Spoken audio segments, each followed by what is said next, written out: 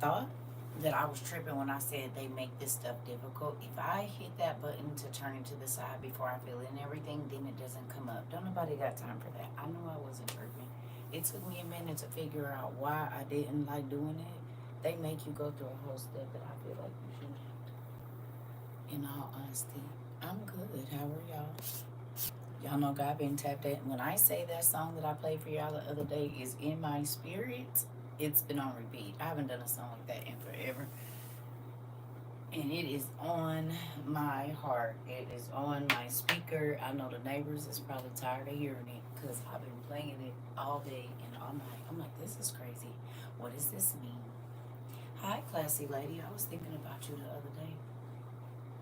Was because my garlic that you got me, I never used it. I didn't know if I was supposed to hurry up and use it, and I did it. And so the bottom of the garlic, not the other ones, it bust open. And I thought about you. I said, Lord, I don't want her to be mad at me, but I gotta throw this in the trash because I don't want to answer nothing. So, and then you come into class, so I gotta tell you, I had to throw the garlic away. I never used it. I had put it up on the counter because on my shelf. Okay.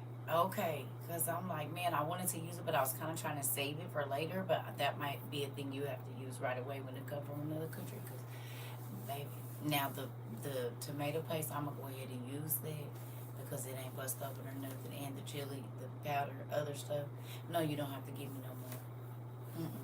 Absolutely not.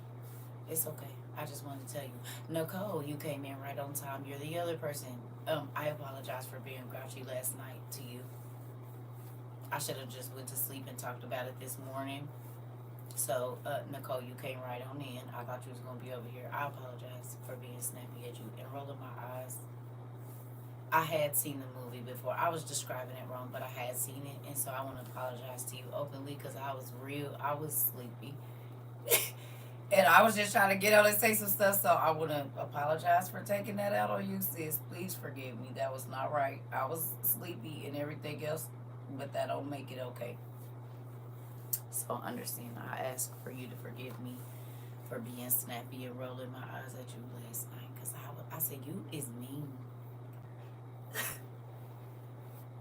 You're not supposed to be like that.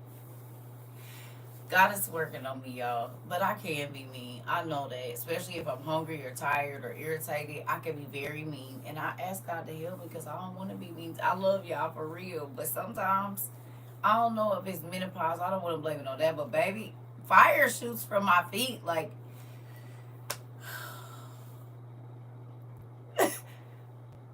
I wish I could explain it. I don't know if anybody's been through menopause yet, but do y'all know what I'm saying? It's like the smallest things you be like, what is wrong with you? Like you be questioning everybody, like, and then it be you.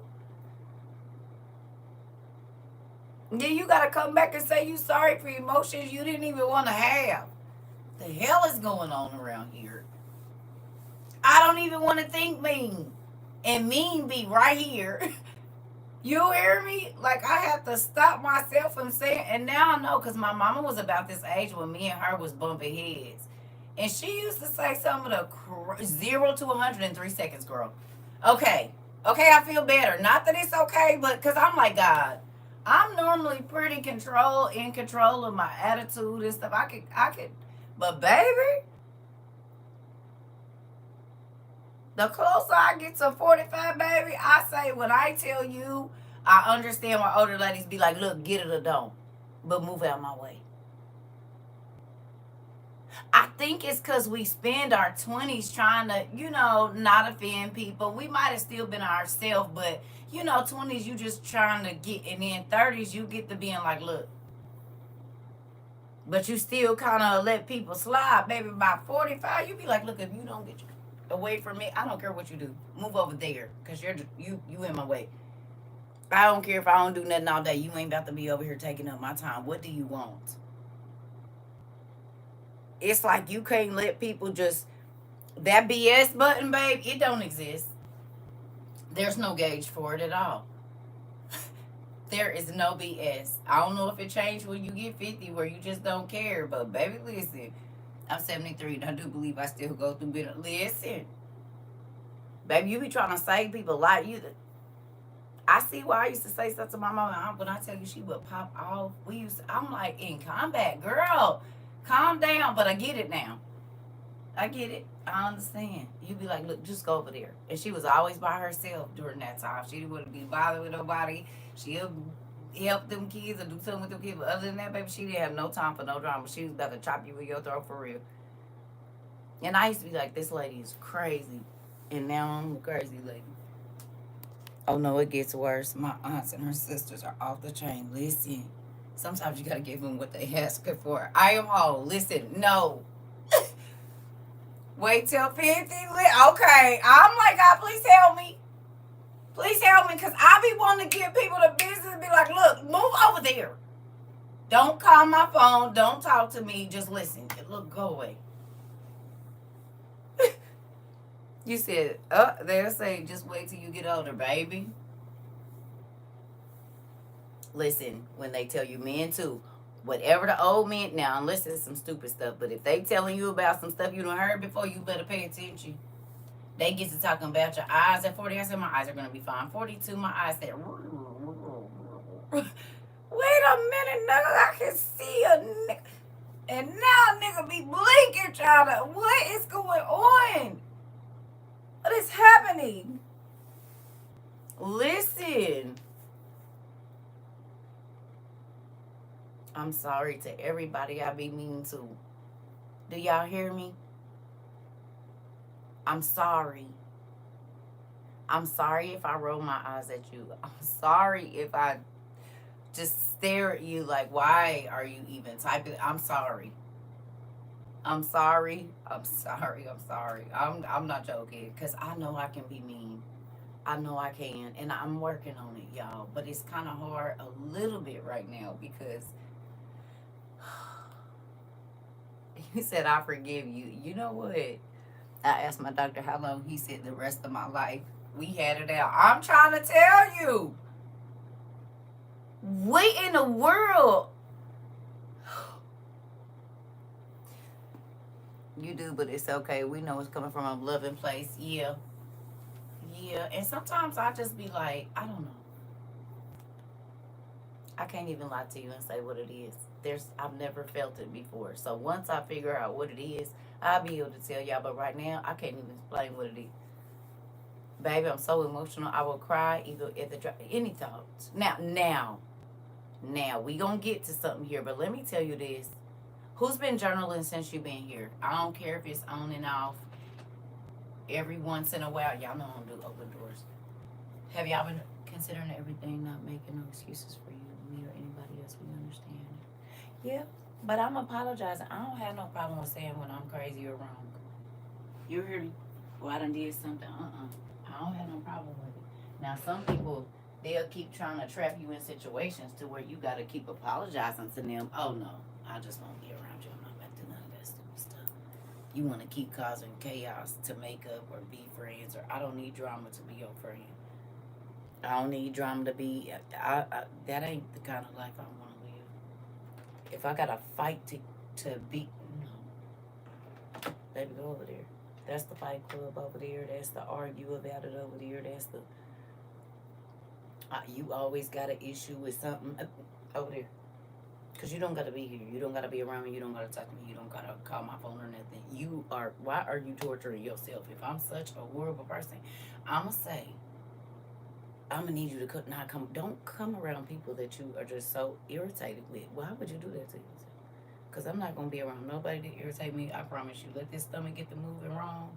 Or any of these taps get the moving, baby. Let me get the clicking up in or something. And I done set up or crossed my leg or something, baby. You ain't get to worry about being in my presence no more. My body gonna tell me if I need to be around you or not. And I won't be doing that again. Energy don't lie when it comes to that kind of stuff. If my heart get to beating fast around you, oh yeah, I'm gonna have to fight for my life. Let me go on and get up out of here. Because you'll start on whatever it is that you about to put into your body, and then you'll be trying to trick with me. I don't got time for that. Let me get up out of here. It's been nice, y'all. I'm about to go home and get in my bed with my kids. I'll see y'all later. And I think that's why I used to take my kids in the daytime. So I had an excuse to go home, baby, because I already know what's about to go. They got to get to bed. Baby, they be in the bed at 8:30. That means I get to leave between 6 and 6:45. It's gonna take me about 15, 30 minutes to get home. I got 4 kids. I got 2 bathrooms. That means 2 in the shower and 2 in the. I gotta go, yeah. You always leave it early, because I know I'm gonna hear a story tomorrow about how who somebody then got too much or whatever it is. And it's gonna be some craziness. And I'm gonna be at home watching Law and Order or something on the Food Channel, waiting for all of these gourmet pots and pans God plan on blessing me with. I ain't lying. Ask my kids. They knew it. They came in my room. It was either gonna be a rehab show on, a cooking show, or some type of criminal justice show. That's it. That's all. It wasn't gonna be nothing else on there.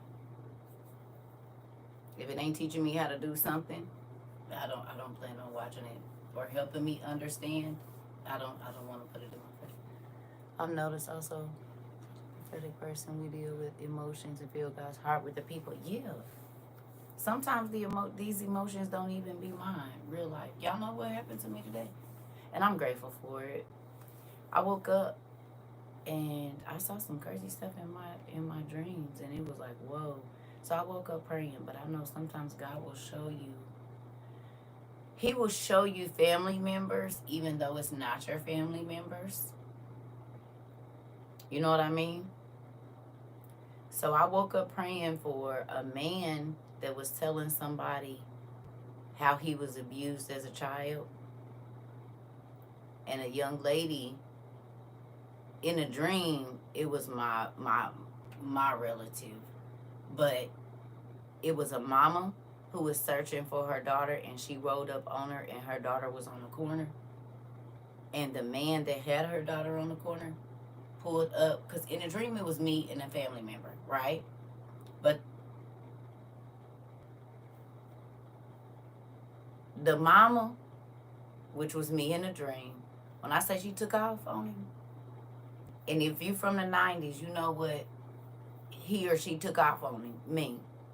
She took, like, the daughter was on the corner, the man rode up in a car in between, and the mama was on the outside of the car. And she like, come home, come home. And the daughter is like, it's me in a dream. I'm like, come home. And she like, no, no, no, no, I ain't coming home. I ain't coming home. No. And the man who had the woman on the corner in this profession drives up, and the mama like, you the one that got my daughter, whoopty whoppy whoppy whop. And he got to talking slick, baby. I'm talking about when I say she took off on, knocked his glasses off. Now, mind you, it's me in a dream. It's me in a dream. It's me, right? But when I say the fury that was coming out of my chest in behind this baby, I woke up saying, God, I don't know who it is. I don't know who it is, but I woke up praying for these 2 individuals, 3 individuals, however many people was involved. But it was 2 different scenarios, but it was 2 different people.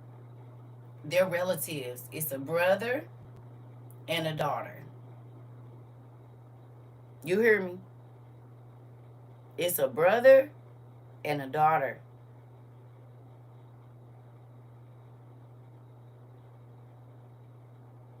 I don't know, but that mama, because in a dream it was me.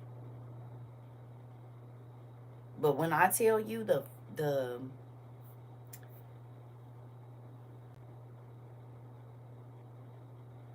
her face drained when she seen her baby.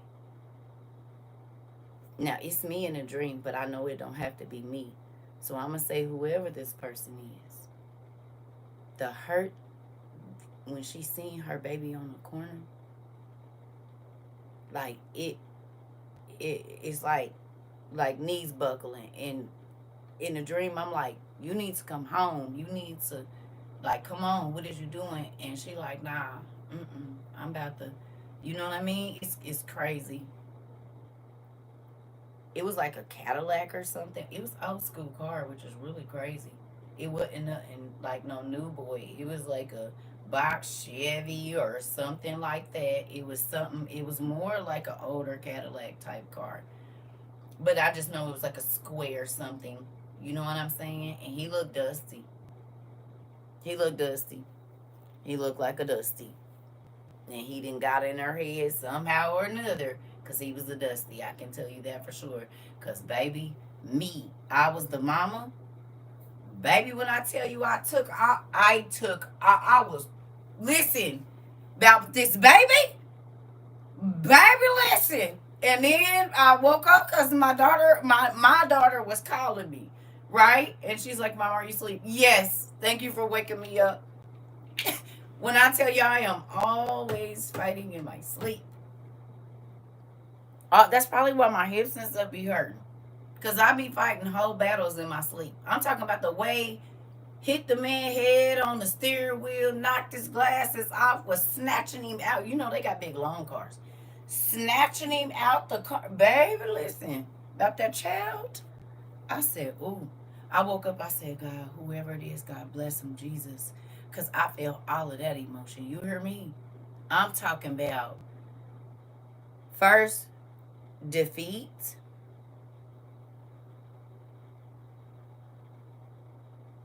first defeat and disappointment. And then when he tried to come in between, rage. Rage. Rage is what it was. I said, oh,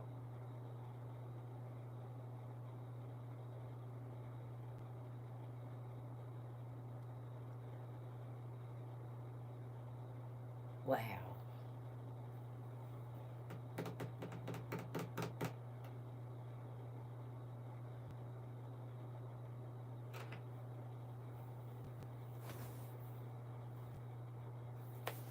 Wow.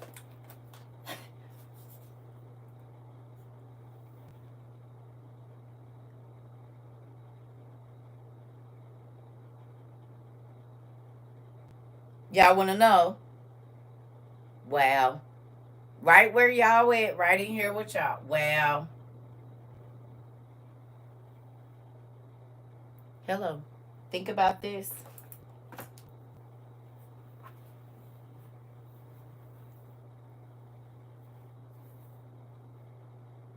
That's us. That's us. Think about it. We have a loving parent that will go to the ends of the earth looking for us. But Lucifer will hide us in dark places, y'all, and in places that we shouldn't be. And when God comes there and he see us and he be like, baby, come home. He can see that our face has changed. He can see that our body makeup has changed. He can see that our living situation, I feel it's chills all over my body. Because when Lucifer get in your ear, he take you to places that God wouldn't have you. You know what I'm saying? You wouldn't be there if you wasn't listening to the devil, right? And most times you end up doing stuff that you probably wouldn't have did if you wasn't in that type of environment or with the person that you are with. And they get you addicted, in a sense, to the wrong things and a false mentality of what productivity is, when all reality you're putting yourself at risk for anything that is a gain on Lucifer's side. You putting yourself at risk for it, whether it be living a lascivious lifestyle. With even with the stars, once they get that insurance check on you, baby, they really want you to live reckless because they have to get paid, especially if you die when you hot. You know what I'm saying? All of the different things that are coming out about, it's crazy. It's crazy. And God will have you soliciting your gifts for pennies or attention or whatever else it is trying to replace the glory that God wants to put on your life. They find young, beautiful women to do what? To ultimately ruin their beauty, because they could get addicted to things that is going to change their, but while it's good, let me profit off of it. And that's how Lucifer thinks about us. Oh, you got a gift to sing? Great. You got a talent? You can act? Good. Exploiting your gifts. And once you're all used up, he's like, yeah, well, I don't need you. I'm going to go to the next new one. And that's that's with basketball stars, football stars, models, doctors, lawyers, influencers. It doesn't matter. The best firemen, the best makeup artists, the whoever else. It's like, if God does not place you in that place, it's going to drain the life out of you, to where you might not even want to do your gift no more, because of how much you have solicited it out to people that didn't appreciate it, or spaces. But he'll fight every time and foofop on Lucifer and his other sons' heads in behind you. Foofop skull drugger, as a matter of fact, all of them. And anybody else that feel like they about to come and do. Now, he might use them to whoop you back too. Definitely will do that. And then once they think they gonna keep getting away with it, he be like, no, I just want you to scare them back over here and have a seat. Oh, you gonna keep on. It's like the kid that you got their head and they keep on trying to kick and fight and get it off of you and scratch your arm and move it. God said, do all that. You still not gonna get to them. I just needed you. You don't get to keep getting them. You get them across this line and I got it after that. I'll let you do that. Now be happy. Be happy you got a chance to do that. Interesting. Okay, let me ask you a question, and we don't need to know what it is. We don't need to know what it is. But can you think of two things? Thank you. Can you think of two things, right? Two things that you know is a gift that God gave you and you used it for wrong. Whether it be your beauty, how handsome you are, it could be your talent, whatever it is. You don't have to say here. But can you think, just yes or no, can you think of two things that are gifts? I don't need to know what it is. I don't need to know. I said that. I said, you don't have to say. I just want you to answer. Can you think of at least two things, yes or no, that God gave you as a gift that you use for the wrong things?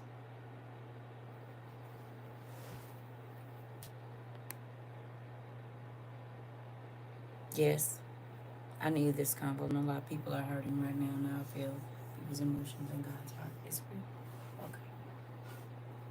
At the end of whatever that situation was, did it make you not even really maybe even want to do whatever it is that you used to love to do, and you could do it with your eyes closed?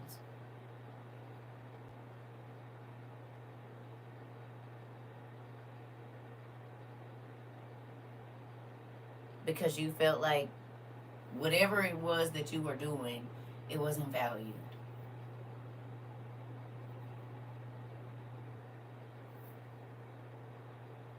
You still do it? Okay. Yes.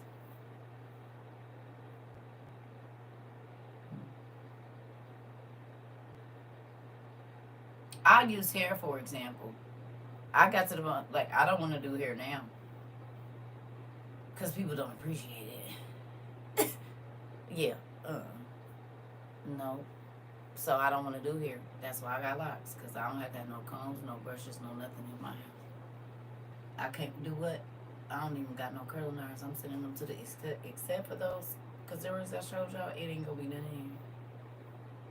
If it ain't an iron out, I probably won't be doing it. You hear this for me, cause I feel like people want you to work hard and give you a little bit and all of this, and I do quality work when I do it. So no, we're not gonna do that.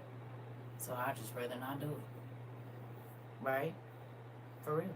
That's how I got to the point.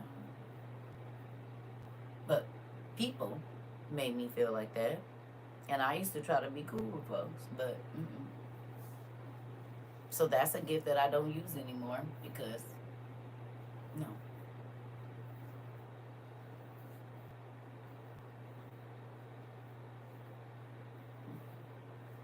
So it can be anything, but also I don't really say I use that for wrong because I was always trying to whatever, but you get what I'm saying. It could be something as simple as that. Some people do hair to take advantage of people. They do a horrible job. They know they do a horrible job. They misrepresent themselves, right? And say they know how to do things that they don't know how to do. And then they take up a lot of a person's money in the person's hair room, whatever, whatever, right? You stop doing hairs with me. I be wanting to too. I be wanting to, because I love doing sew-ins. Like sew-ins and silk press and like it's a few things, baby. I could do it in my sleeve. Have it looking real good. Micros, nail it. And I'm talking about the ones that look like hair flowing. You know what I'm saying? Yeah, I could do that. But people be like, oh, can I get, and then, I don't even know. Because you can't pay me after. You got to pay me before I do your hair. I'm not, I need hard here. If you can't give me my money up front, I won't be doing your hair. Because I know what my work do. I don't got to, I don't, where's my bread? There'll be no, you got to go to the, no. I'm going to need my money first. All of it. Every dime. And then I will put a comb, brush, whatever we about to do, I got you. You'll be happy when you leave here, but I need my money up front. And at first I used to be nervous to ask people, well, baby, I ain't about to keep getting burned by nobody. Come with my bread, put it on the table, or I won't be working. I don't care what it is. I need my cash up front. Girls cry, I'll be right back. We'll be like the black girl out here for me for 6 months. Interesting. You said you can't serve God and money.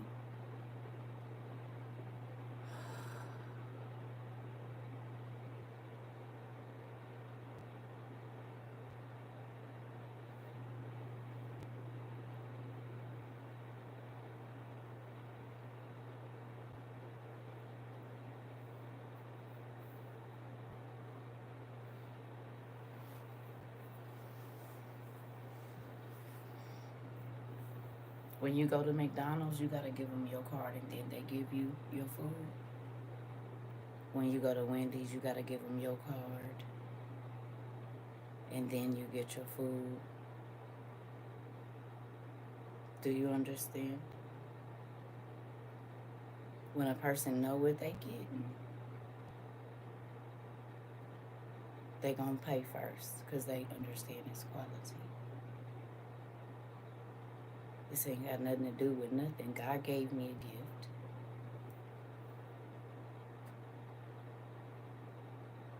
If you come and sit in my chair, you know what I do. And you know how much it costs. There's nothing to do with that. I did more people here for free. I get, well, maybe not more, but go away. How about that? Y'all be worried about the wrong stuff.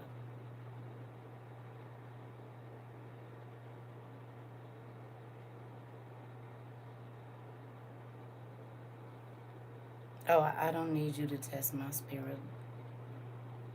No, honey.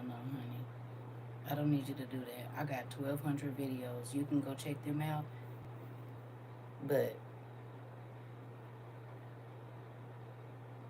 you know what I say? Come in and listen for longer than 5 minutes and you will see.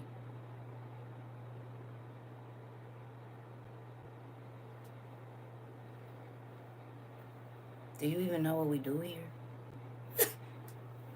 You probably don't even know why I got on here today with my lumberjack socks on.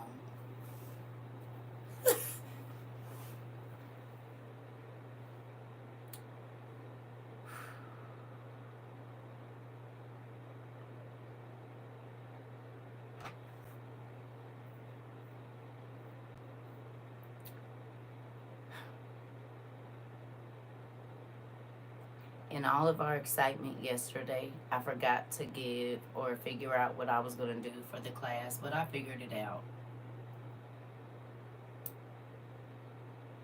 We're going to give away 10 gifts. Okay? 5 are going to be cash gifts.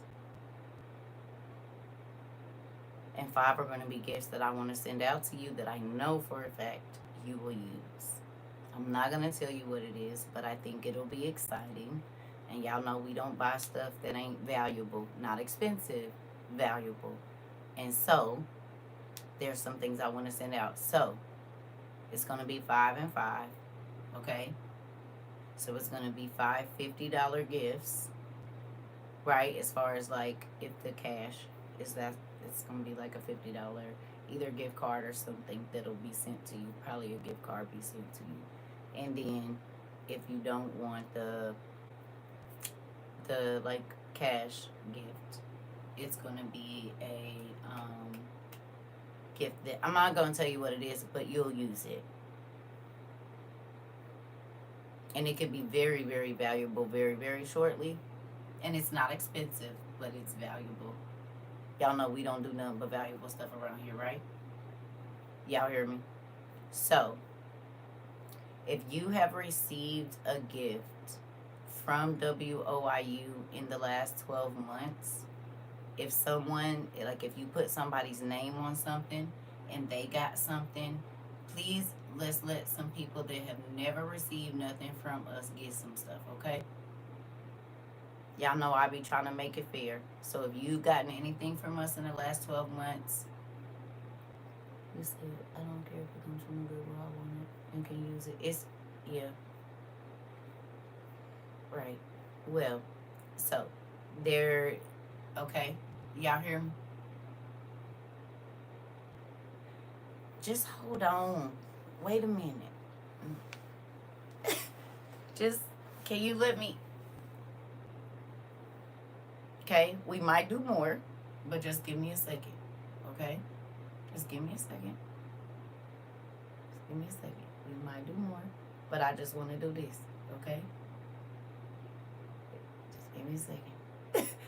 Because then, folks, when y'all say stuff like that in here, then more people start to hurry up and try to flood my email, right? And they don't even be knowing what's going on. So we're going to start with 10 because people, it's hustlers out right now. It's Christmas time, right? And so we got to be mindful because there's always some snakes or something around listening, trying to, and they'll put on a story real good. So we'll do more, but right now I just want to do 10. So we're going to do 5 $50 gifts, and then we're going to do this other gift, okay? And last time I said we was going to send out 4 ovens, we end up sending out 7. We always normally do more. But I just be wanting to set realistic goals for certain things, right? So, if you have received something in the last 12 months from WOIU, I want y'all to leave the floor open for somebody that might not have ever received anything from us. Maybe they just come here all the time or whatever else it is. But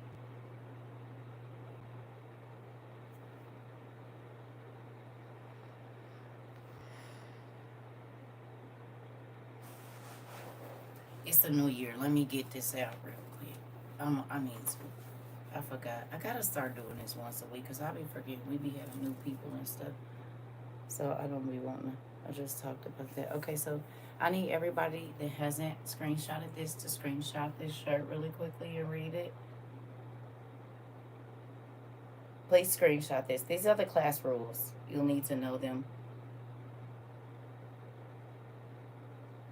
Okay, we're going to read them together. Here we go. Okay. Welcome to WOIU Outside International University. This is not church. This is school, university. We do not read the Bible. We actually study the Bible and other books your pastor tells you not to. Please use your manners. Say please and thank you. Do not tell me what to do. Do not repeat yourself. I probably saw it the first time. Do not come in asking, what are we talking about? Scroll up or just listen. Do not try to teach my class. If you know it all, go teach on your own page. get disrespectful, get blocked. We are family. Stay and learn. Grab a pen, notebook, and journal. You will love it here.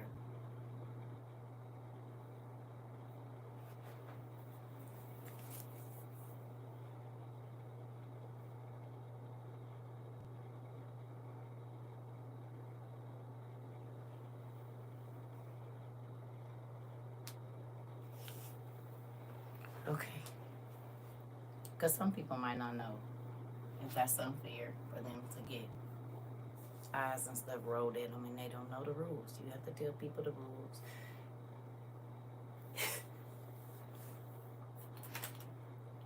Thank you. I appreciate that. I'm learning. I just told y'all. I know, Pumpkin. No. That's why I said. That's why I said. I know. Because the people that know, they don't. So I know normally if a person does that, they don't know. You see what I'm saying? And that's why Angel made this shirt for us.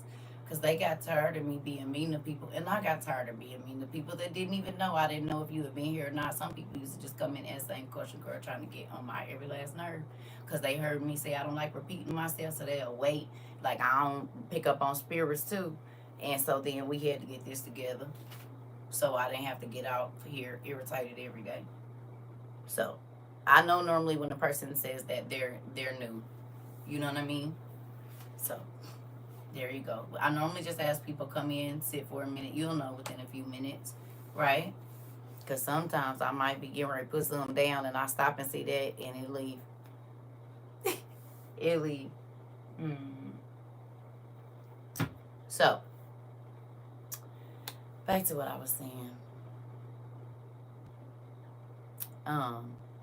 That's why I don't do hair anymore. But it was only because people used to try to P-word my gift. And they always wanted a lot for a little bit. And I don't have to do that. That's what happened with the old boy giving up his birthright. You ain't gonna make me give it. I was born with this gift. It's part of my birthright. No. You can't weasel me out of it. You can't guilt me out of it. You can't nothing. This was born with me. I've been doing hair ever since I can remember. Ever since I had a baby doll.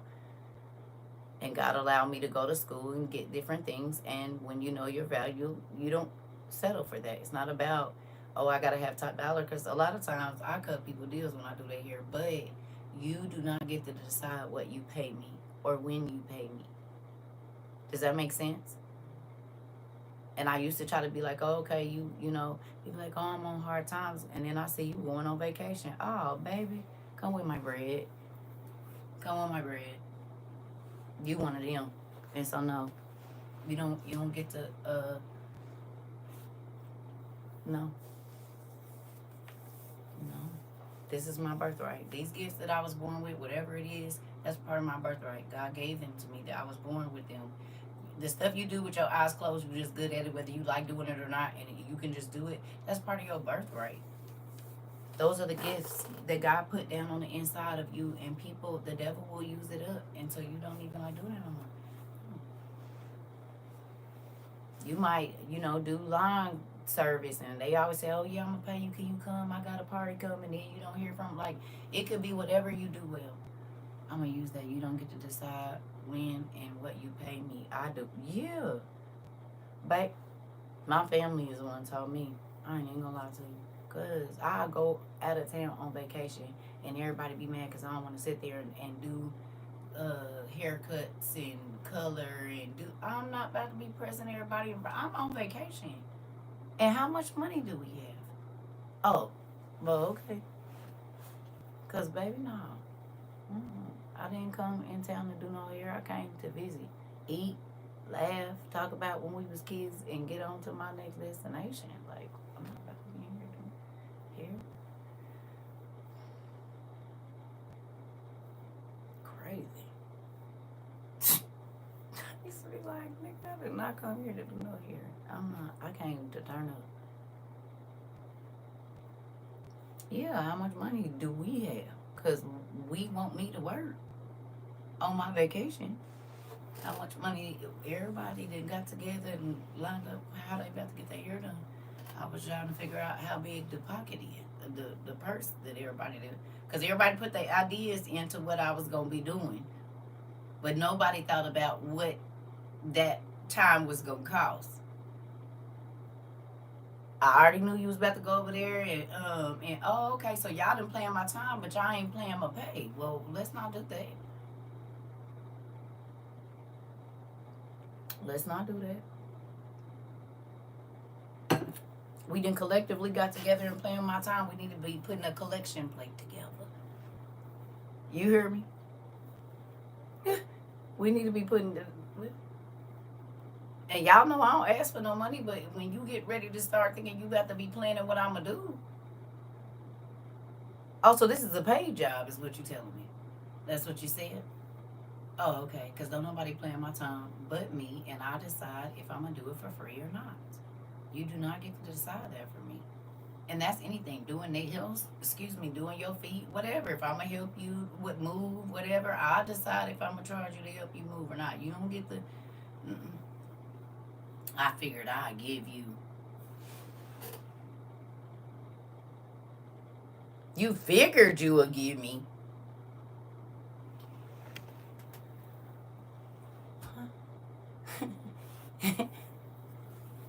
Okay.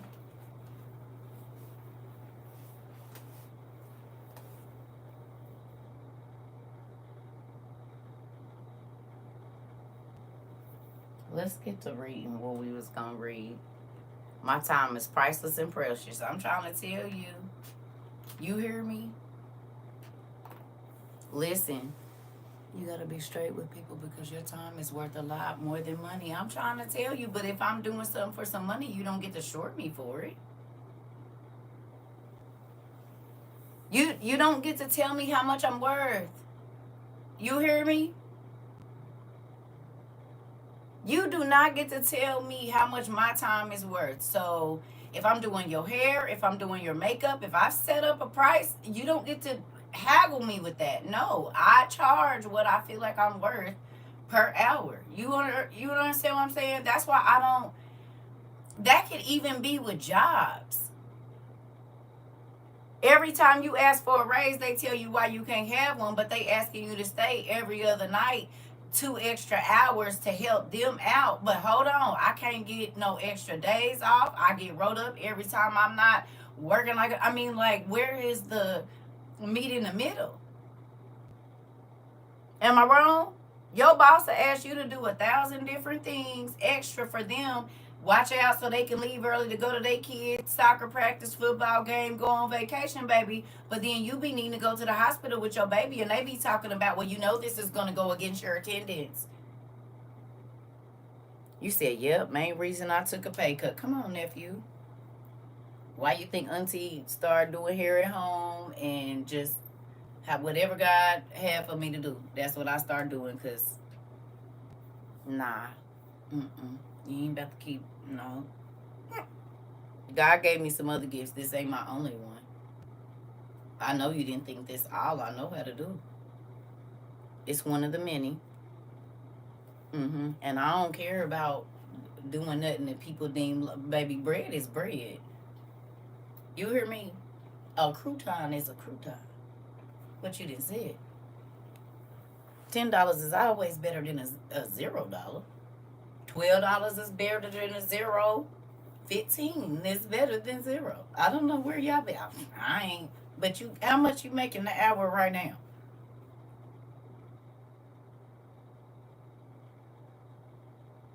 You hear me?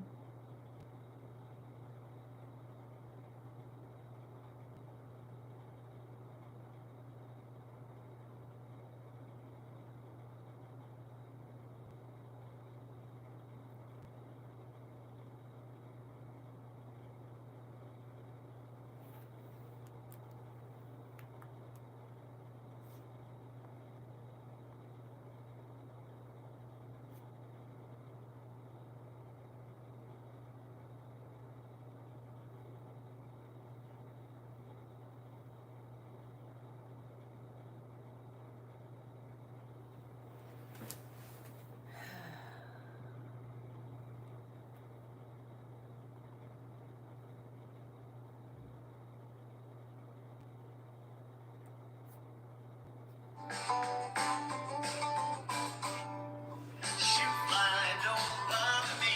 Shoot fly, don't bother me. Shoot fly, don't bother me. For I belong to somebody. We're galloping in the morning sun. Galloping in the morning sun. Galloping in the morning sun. Galloping 'cause it is fun. Giddy up, galloping is galloping me too. You're galloping with me and I'm galloping with you. Giddy up, galloping is galloping me too.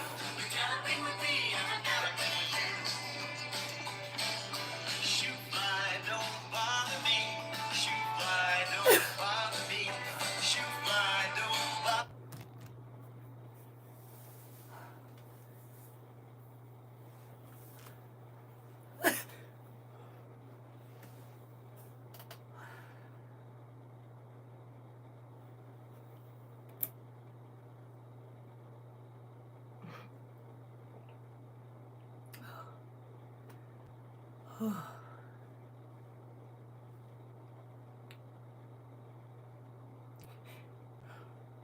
That was our daycare music. That was your daycare music. Because sometimes, right, exactly kind of what I was getting at. Daycare music.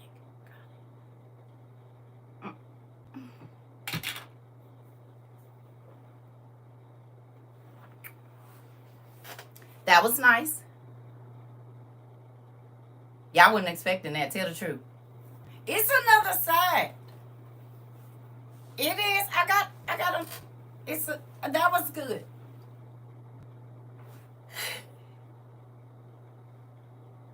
That was good. That was not mean. It was not rash. Hi. That was good, right? That was good. Now, moving back on to what I was saying. Excuse me. People will try, especially envious people,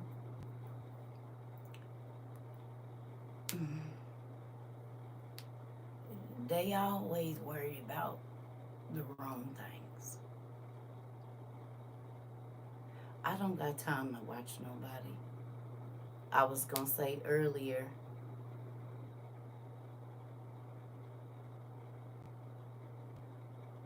I just be trying to worry about what's on my slate. Because I went back through the book of CERCA from March of 2023. Hey, from March 2023 until now. And when I tell you didn't have a dry eye the whole time I was reading, there were things that I wrote in there that I completely forgot that I went through. And I'm like, whoa, I don't even have that issue anymore. I don't even have this. And just seeing the things that he's brought me through, like, it is more to be focused on than worried about what somebody else is doing. Because when I was going back through my journal just from my big one, because I'm almost to the end of it. And so, March 2023 until now, because I've written in other ones. I don't always write in the same one, but it's almost finished, on this, going this way. Then I'm going to flip it and go back the other way, right? And I just, like, from when I first was really, like, that's around the time we had been right at 1 year. And the things that I was writing about and the different prayers I wrote down for y'all and asking God to help y'all with different stuff, like, things I forgot I wrote. But when I tell you, tears just kept falling, and I'm like, wow, God, you are so good. Like, just the testimonies that might have struck my heart when I first met y'all that I wrote down. Now, I might not remember your name, but I say a lady or this and that because I didn't really know y'all that well. Just seeing the different things that God has done, I'm like, this is a lot. Like, you did a lot. And I got a journal right here that I was writing in, and that one. So I would have to go, and here we go now. So one person could find this journal in another city. One person can find my big one, but they don't know it was the same person writing them, and it was just on two different. Y'all know I got a big one like this too. I've been writing in both of them for the last 3 years, 2 years since we got them. Okay, so somebody, if this got lost, if these got misplaced, somebody could have this one and somebody could have my big one that I've been writing in, right? And they would think that one of them was a forgery, not knowing that the same person wrote both. This was just my travel journal. But it fills in the days that are missing from my big journal. You see what I'm saying? So to get the full story, you would have to read them almost simultaneously or together so that you could get the full story, because it's missing days in the big one, but they in here. Right? So in order to get the story of the last 3 years, and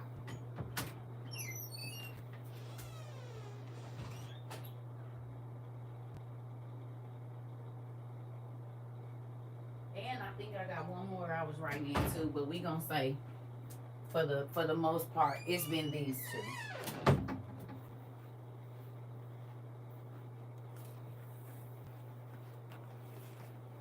So one person could get this one, and one person could get this one, but they wouldn't have the whole story. They would have to read both of these together, because some pages was in here, maybe January through whatever, maybe this was October through whatever, and you would have to flip back and forth to see the rest of the outcomes that happened, right? I look at this kind of like our lost books in the Bible. You know what I mean? Like we had to go get the rest of the story.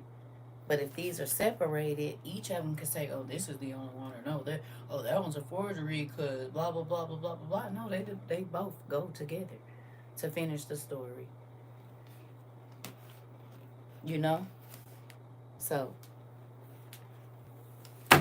anyway, he was crying. I was crying. I said, "Dang, man, I want to thank you, because there's things that I prayed for that we wanted to do. We did them.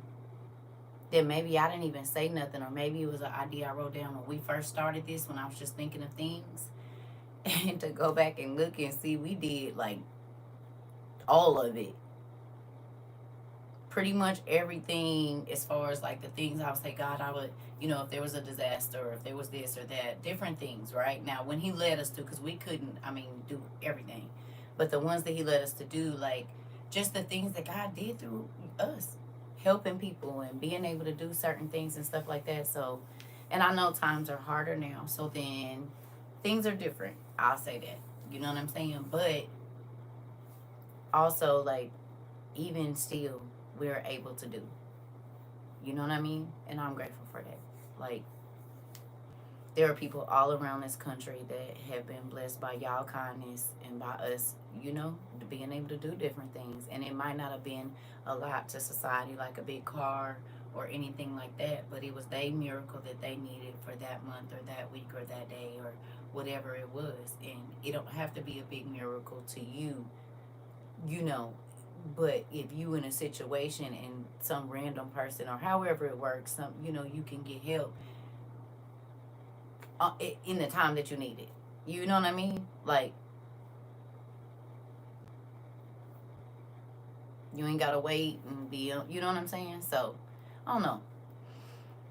I'm grateful for all of it. So, I encourage y'all to go back through your journals and just look at, like, how your life has changed. Hey. Look at how your life has changed, and look at what you were journaling about in the beginning. I'm talking about all the way back, if you did voice notes or whatever it is that you did, that how you recorded what it is that you felt since you've been here. Because everybody got their own way of doing stuff. I don't know. But go back through that stuff.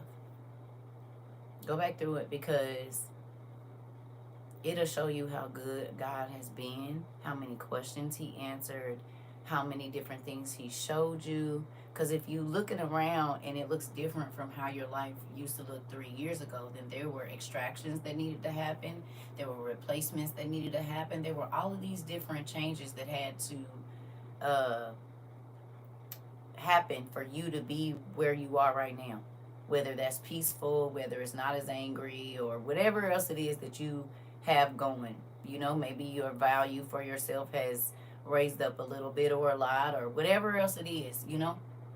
Maybe your relationship with your children is better, or grandchildren, or whatever else it is that your life changed to or from. think about how long you sat in it, or you just got used to it, and then how quickly God changed all of that.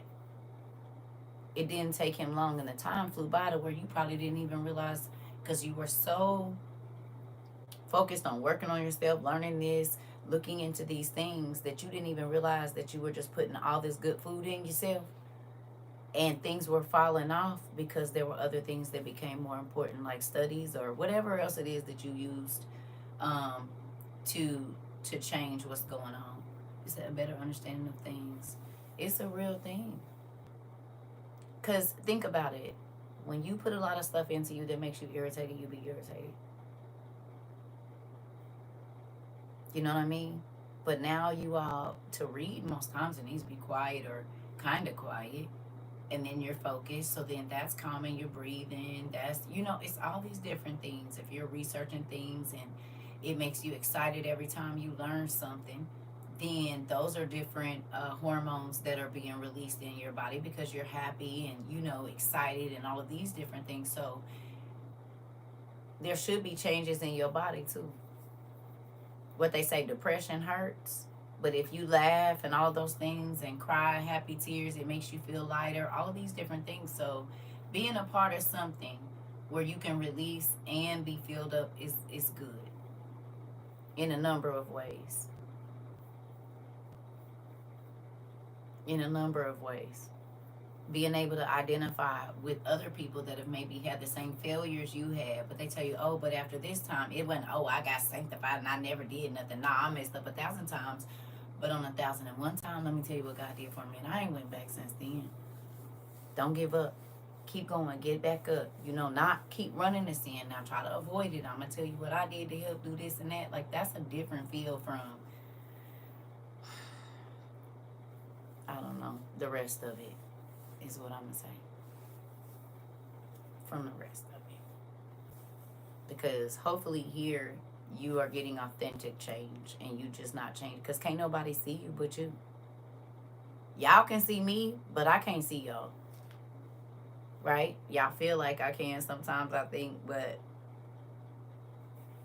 overall, of course, I can't see y'all. So if your life changed, it wasn't because you wasn't going to church you was going to church. Not saying that you didn't, but whatever changes that you did, they happened most times either in your house or while you were at work or in your car or wherever you were. It wasn't like necessarily like in a community where people could see you. Because people can act one way and be a different way, but these are real changes that you made behind closed doors or wherever you was at, sitting and dealing with the real truth of who you are and what you contributed to why your life is the way that it is. And once you start dealing with that, baby, it's only up from there. Because you start to pull off those sandbags that been weighing you down. The sands of time, them sandbags, you start taking them off. That was one of my prayers, and he answered it in 2020 to be a part of this university. University, come on. That's right. The Unityversity, that part. You found more people, right? You hear me? And you don't question where your life is going as much anymore, probably, huh? You just be like, I don't know what he's going to do, but I know it's going to be good, so I'm just not going to worry about it at all. I'm going to pray about it, but I'm not about to worry about it. Because whatever he has, he already planned it out. He already know what I'm going to be stressed out about it for. Whatever it is, he's going to take care of it. Whether it be what I feel like it should feel like or not. My ways are not his ways. My thoughts are not his thoughts. They are above ours. And it don't always feel great. And I'm not saying you always going to like it. But it'll be for your best. Exactly how I be unbothered. All my faith is in God. I'm trying to tell you. Now, I'm going to do what he asked me to do as far as moving. If he say get up and do some things, I'm going to do that. I'm not just going to say, oh, I don't have to worry and do nothing. I'm going to move in faith if he tells me to do some stuff, but I'm not about to be stressed out. Because whatever he got for you, that's what it's going to be. Yeah. And man, he blessed me with a new place for me and my kids for 2 years. I prayed. Come on, La Brea. He already know. He already know. Hey, he already know. But guess what? If you get up and you renew your mind every morning, you really can't worry about stuff. Think about it. If you focus on the problem, you're not focused on the solution. Hello? Did you hear what I said? If you focused on the problem, you can't be focused on the solution. You can only be focused on the problem or the solution. You can't be focused on both. So instead of thinking about what's wrong, I'm about to be over here asking God, how you want me to fix it? What do you want me to do? I need you to tell me what to do to undo this. But if I just keep, oh, it's wrong, it's wrong, it's wrong, it's wrong, I can't say, how do I change it? How do I change it? How do I change it? How will you change it? How will you change it? If I'm only saying, oh, this is wrong, and oh, that is wrong, and oh, this is wrong, and oh, that is wrong, and this is wrong, and that is wrong, okay. Well, when is you gonna ask or make the statement? How can I ask the question? How can I change it? Or God, how will you change it? How will you change it? How will you change it? I'm sure He'd rather hear that than all of everything that's wrong. He knows what's wrong already. Remember, He told you that. He said, "Come to me, and I'll tell you what to do." You hear me? Thank you. You hear me?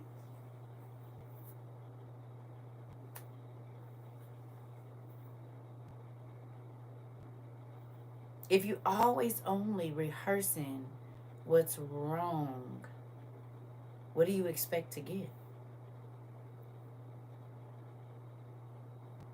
Who's heard me say, I don't have to have it as long as my dad got it, I'm okay? Anybody ever heard me say that? Yes, Miss Nicole. Y'all heard me say that? Mm-hmm. That take all that weight off of me. I don't gotta see no zeros in my account. I don't gotta see a whole bunch of money. How do you deal with a very toxic sister-in-law? Do you have to, or do you force yourself to?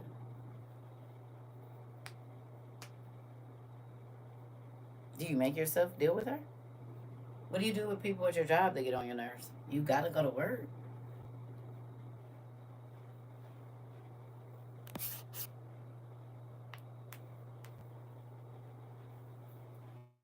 He says, don't worry, 365 times. Interesting, one for each day, huh?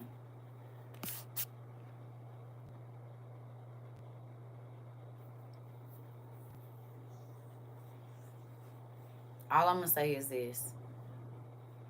Rehearse saying, Lord, your will be done, or God, your will be done, or Yahweh, whatever you call him, the creator, whatever name you know him by. Instead of rehearsing a problem to him, how about you say, I'm challenging you to see what you're going to do.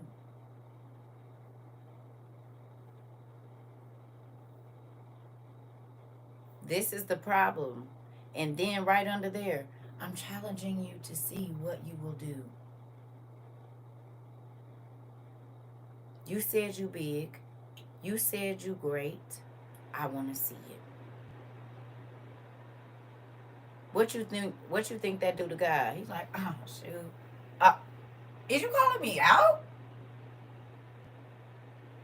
Are they calling me out? Are you real? Don't make. He said, I invented the. You hear me? You don't even know I invented the arm to get ready to do the dance that's going to have you moving and grooving. You see, I invented the muscles so that you can. Do you know? Do they know? Do you know who I am? All I got to do is move my little finger in your situation. I mean, the whole kiss the pinky thing, that comes from me. When I want to do something, I don't even move my whole hand. I just wiggle my pinky. And it's done. Whatever that is. Matter of fact, I keep my right hand behind my back because it's my strong hand. That's my. So I keep the right hand. I'm going to do it with my left pinky because that ain't. This right here, you don't want me to. This right here, I'm just handle it with everything with you. Because if I bring this bad baby out, it's a wrap. You hear me? You want him to be like, did you really? Is that all? Is that all? I'll be like, that's what I want to see. You said you big. You said ain't nobody bigger than you. And ain't nobody, I want to see it. He said, put me to the test. See if I don't give you. See, y'all don't be reading it right. And that could be healing.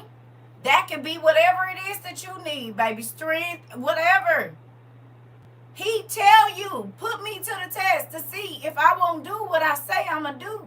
Better than what you can ask. But we complain about the problem instead of saying, oh, I wonder what you about to do. Oh, I wonder about... We don't wait in anticipation and excitement. We don't try to put a blindfold on and start imagining what he gonna do and how he gonna do it in a good mood. We woe is me all the way around. Would that make you want to go hard for somebody?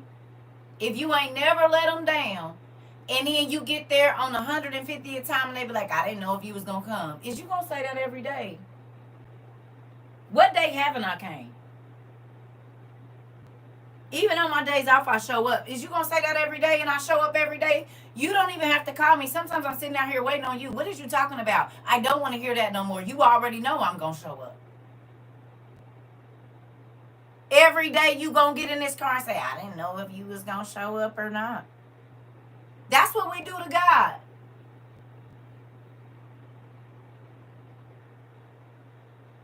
Well, I didn't know if you was going to come or not, so I started working on my own plan. God, like, when have I never showed up? Name one time I didn't show up. Just because I didn't come right at 7:05 don't mean I wasn't on time. We got to work on time, didn't we? Did we run out of gas? No. Did you have lunch that day? Yeah, hey, baby.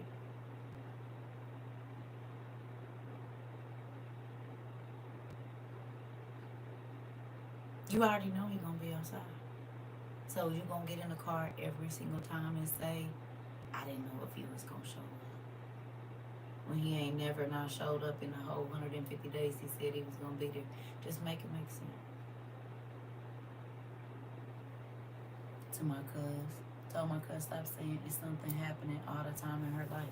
I just had to tell somebody else that. I said if you say every time, that's even the ones in the future. You ain't getting me to speak that over my life. Because whatever emotion you're having, like if it's always something, then that got to keep coming back always. No. I want to be like, oh, it is always something. Let me show you when I got this coloring book that help me say what I want to say out loud, but I can just color it. God is always making me cry happy tears. That's the always something I want. He's always helping me figure out a situation. He's always helping me help somebody else. He's always blessing me or blessing the people around me. He's always growing all of my friends. Honey, let me tell you what we're making vanilla. We dehydrate meat. We learning how to grow vegetables. We make our own hair gel. We read and study. Not only to know more than people, because we don't do it for that. We do it so we can teach our children and everybody what we come in contact with. We don't care about knowing no more than nobody else. What we want to know is, do we know more every day? Us. We dehydrate fruits. We didn't learn how to make soap. We didn't learn how to wax cheese. We didn't learn how to can. We didn't learn how to, water bath. Baby, we didn't learn how to do aqua gardens, real gardens. Folks that learn how to do locks, which might have turned into a little change for themselves because they went on and did it themselves. And now other people want them to come and get their locks done. And I just learned when I was trying to save me some money. You said we have stocked up on Milo. Come on now. Come on. We've been over here adding to the value of our lives, not by just cash. Valuable experiences, valuable traits, and tools and understanding. Like, we don't care about none of that other stuff. I spoke to my mom today for the first time in a month. It was a good combo. I feel so fast. You're welcome. Oh, come on now. Come on. Rejuvenation. He rejuvenating some stuff around there and do. He know how to heal it. It ain't nothing he can't do. But some things take time. And some parties have to be willing. You know what I mean? Okay, let me ask you a question. Do you change before you willing to change? You can know it's hurting you and you'll keep doing it. No? That's staying in a relationship. Whatever. Staying friends with a person that make you feel away, but you just like hanging out with them or whatever else it is. People stay in situations that don't feel good to the family. They go deal with family that they don't have to. You don't have to. It's the holidays. So what? If you already know you're going to leave and you and your husband going to be into it because somebody didn't say something, why would you bring strife to your house? Or drive to the strife? And then spend money to go be filled in the house with strife. I don't want to do that. You said changing bad habits. Come on. It took coming back and leaving and gaining until I changed. Listen. I had to step away from her and gave it to God. Yeah. Listen. People act like just because you're not where a person at with this the bang. You know what? Mari, don't play. He said come through with the swing bang, not the bang. The bang. We can't. I'm trying to consult somebody over here. And listen, when I tell you I know my family, I know my family. I know my family. I know my family. I know them. It's almost like, just like how y'all know, y'all know what I'm about to say or y'all know what I'm about to do. I can almost tell, not all the time, but most times, who is going to have something to say. We are family for real. Whether we ever met or not.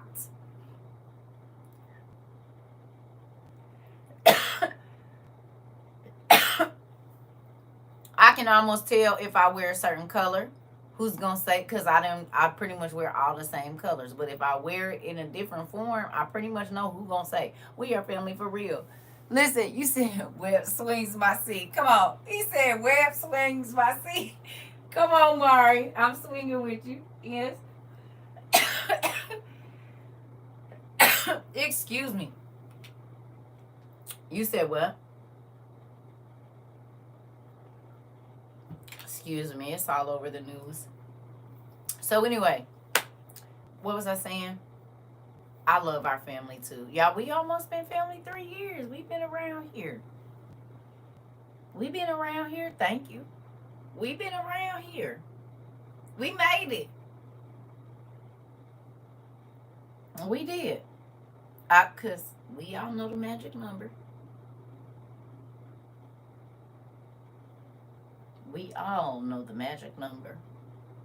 But God let us go longer than that. I said, well, all right. You can find that online, honey. So, with that, what was I getting ready to say?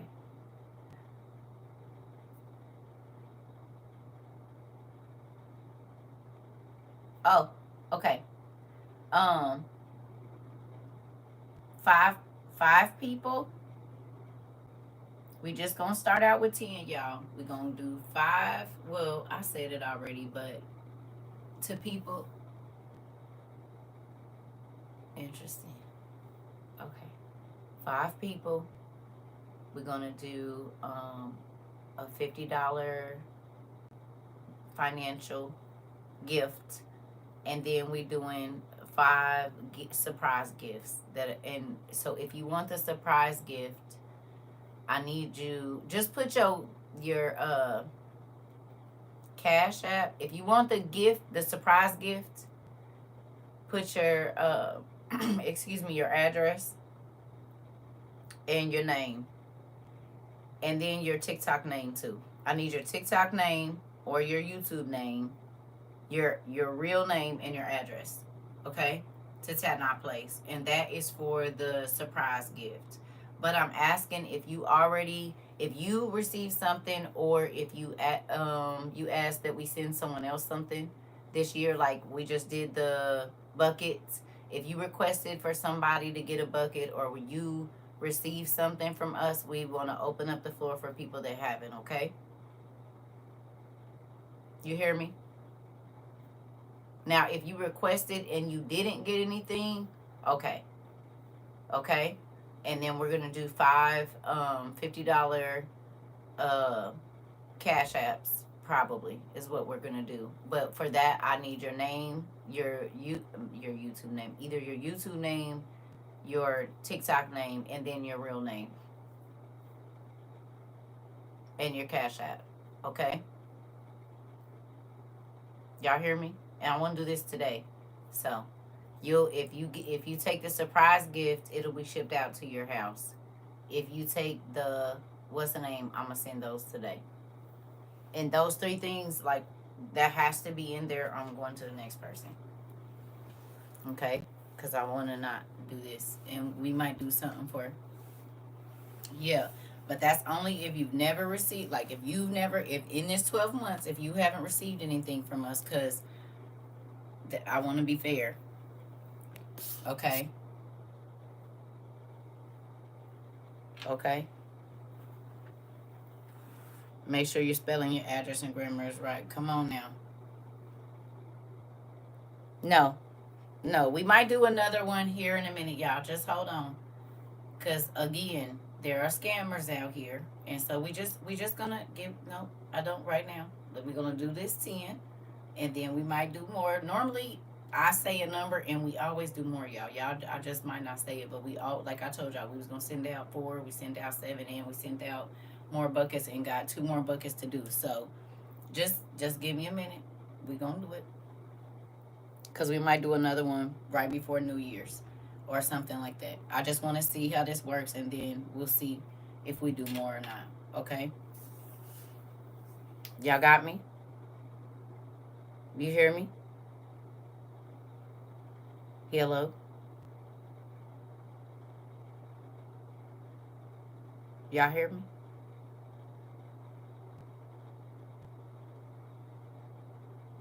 Okay, okay, just okay.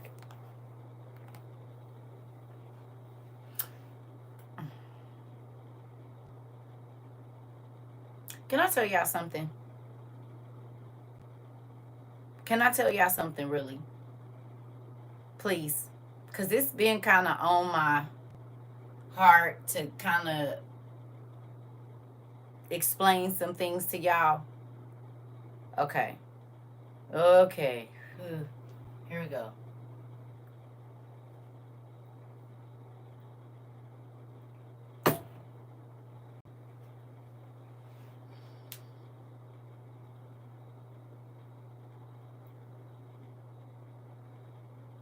Things have changed a lot,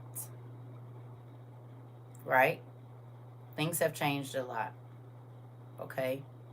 But remember when I told you, I said, God has taught me how to help people on a little, and He's taught me how, and then I know how to help people when there's a lot, right? Y'all heard me say that?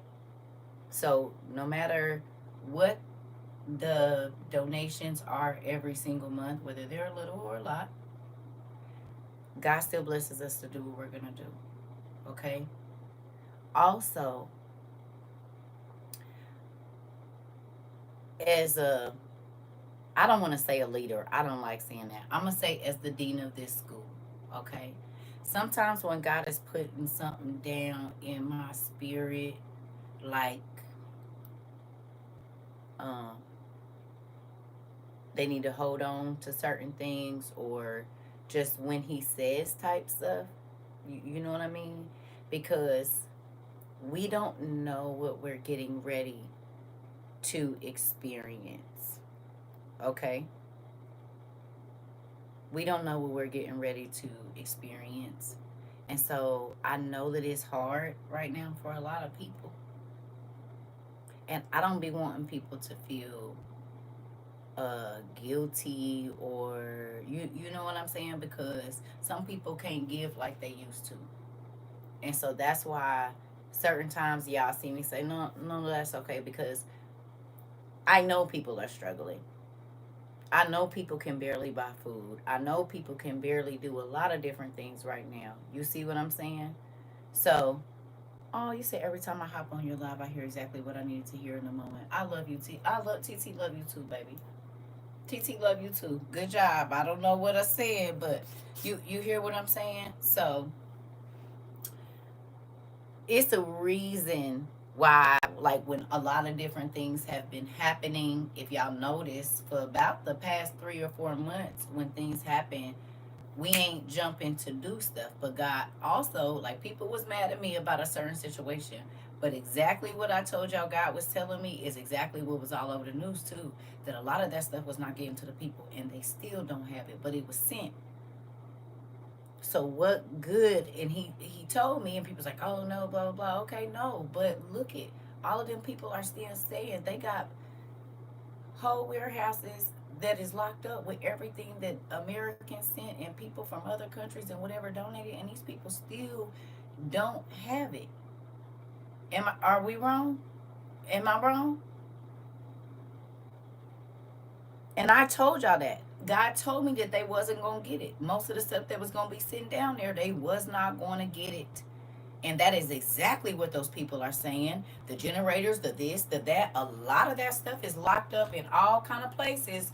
The people, whoever, all the different organizations, they locked it up and they didn't get it. When God told me that right before what's the name? So people was kind of upset at me, but he kept telling me that over and over and over and over, that they wasn't gonna get probably 90% of the stuff that was sitting down there. And from what we keep hearing, they didn't. It's there.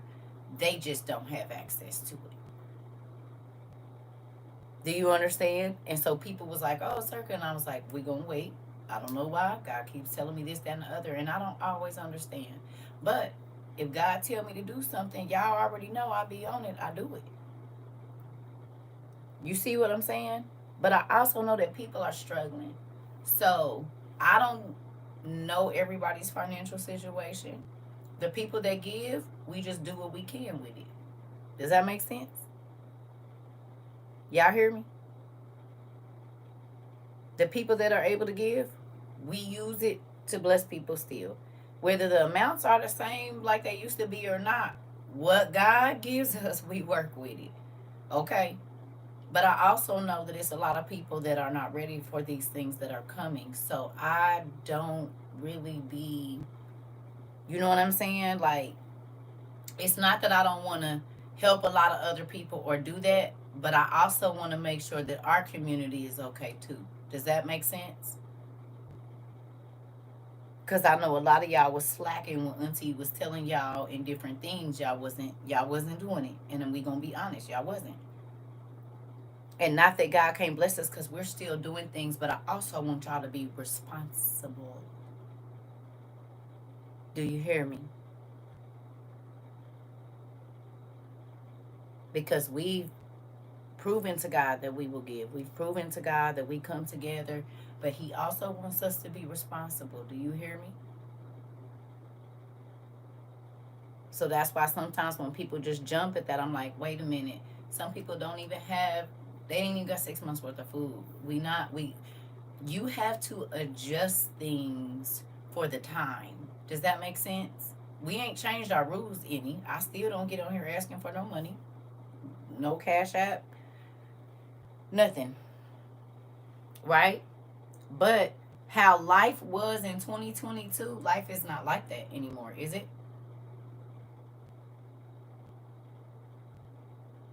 The $200 that you could spend to get groceries 2 years ago don't get you the same $200 worth of groceries.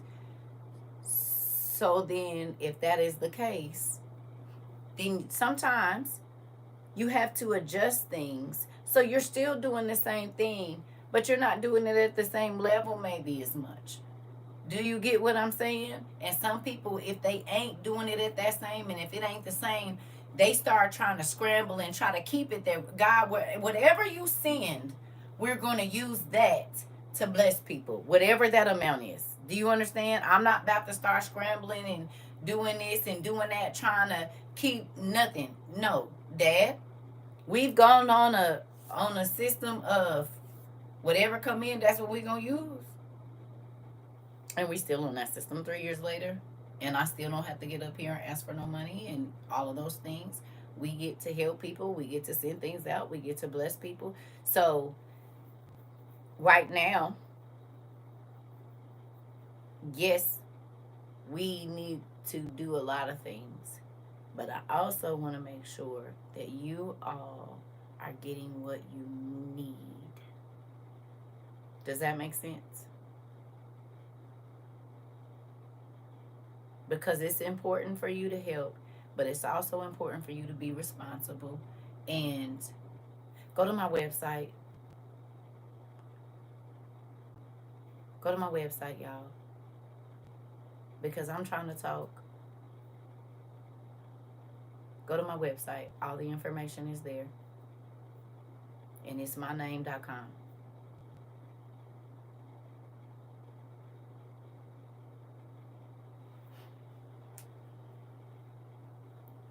Literally, even if you buy 2 essential things every time you get paid, it will build up over time.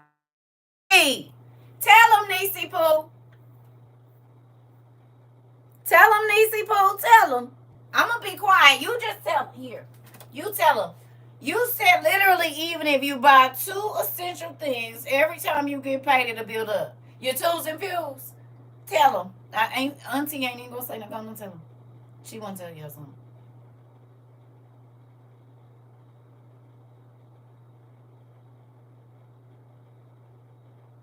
Did we talk about it? I didn't rush out and try to make people go do no crazy stuff. This whole time, I have tried to help people understand. Buy 1 for now and 2 for later. Come on, Auntie. We make it a point to get at least a few essentials and dehydrate all leftovers. See, this is the valuable information I was talking about. And that's why I said, like, I know a lot of y'all are getting into dehydrating. When you first getting into buying that kind of stuff, it costs money. It ain't cheap. I know, because I got all of that stuff and I didn't have to pick it up over time. Unless God lets you get it on a deal, dehydrating, I mean, I'm not gonna say it's expensive, but you have to buy the tools to be able to do it. So you gotta have a dehydrator, and then you gotta have a vacuum sealer, and then you gotta have, certain jars and stuff. So to get started, once you buy your big roll of whatever and this and that, you might not have to do it for a while, but it's still expensive to get. I mean, not expensive, but and we're not ashamed to go to the food banks. We just went yesterday. Come on, ain't. Food is food, babe. And I know how to preserve it.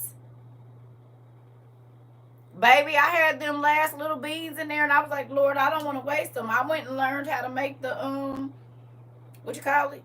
The bean paste. Now I think I might have did it wrong, but we gonna work it out.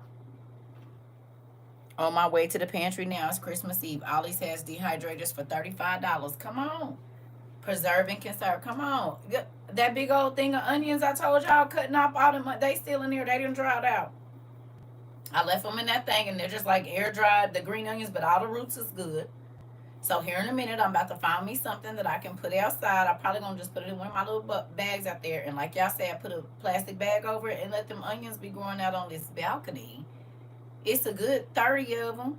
The chives, right? And they all good. I just let them dry out. I kept them in that little plastic thing, dried them with a towel. They just sitting in there. So that's green onions. And as long as I can keep dehydrating, I ain't got to go buy no more. Go out there and just keep cutting them. You hear me? So then there go all my little green onions or chives or whatever you want to call them. Boom. I ain't got to buy no more. I got all my onion bottoms. All the part of the onion with the roots. I kept all of them too. I showed y'all the cup. I ain't joking. I'm not playing. Ain't nobody got time. Ain't nobody got time for that. And it's crazy because what we gonna read, anyway.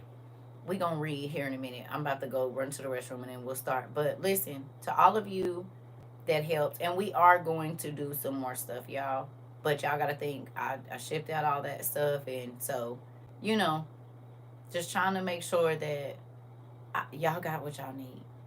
And I'm not saying put yourselves first. I'm not saying that we are a very giving community. God blesses us to give. But also, I want y'all to be responsible, y'all, because I God is not letting all these dreams happen and all of this stuff happen and everything going on. Did y'all go watch Leave the World Behind last night?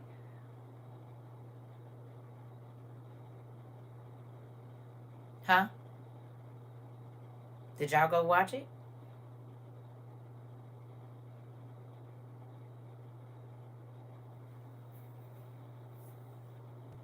Uh-oh. You said I live off. Oh, come on. Tell them, Nisi Poo. You said I live off disability. And I got what I can in overtime. Almost 3 years later, my house is stocked up, girl. Well, tell your testimony then. That's what we about to have. We about to have testimony service here. We're gone. Did you hear what she said, Saints? Y'all heard what she said? She said she live on disability, get some overtime when she can, and she be living up and for 3 years and her house is stocked up. Hallelujah. Thank you, Jesus. Anyone else? Is there anyone else that got a testimony about what God did for you in the last 2.5 years? Anybody else? Anybody? And you didn't have to work yourself 1,000 gazillion hours to do it. I keep hearing people talking about they took a pay cut. Well, wait a minute. If you took it, because you ain't the first one. Someone else said they took a pay cut. Sister Sarah told us, and she's got everything she needed. God is our provider, isn't he? You hear me? You hear me? Listen. Anybody else? Okay. You hear me? I'm on disability as well, and mine is overstocked as well. Okay, here we go. He kept hubby employed, and we doing okay. Come on. If I ain't got nothing, I got rice and beans for days. Come on. Heating techniques. You said what now, Miss Bell? Come on with it. Cans falling out. Oh, okay. Oh, okay. Abundance. Anyone else? My dad has blessed me with a food pantry that allows me to take what I can carry. The pantry staff now packs me up boxes and put them in the back of my car. Oh, okay. That's abundance. To where, because they know you be giving away to other people too. They know you feeding other folks. You said what now? Anybody else? Getting my son his stuff to go off to college with, still on disability. Oh, okay. Not sending somebody. Okay. Okay. I'm hearing hallelujah. I'm hearing abundance. You said what? That always surprises me. Yes, ma'am. Yes, house on full, and my husband is on board now. Come on now. My hours were cut, and my Social Security is paying everything. You said what? You said you rebuke the devourer for your finances when you start obeying.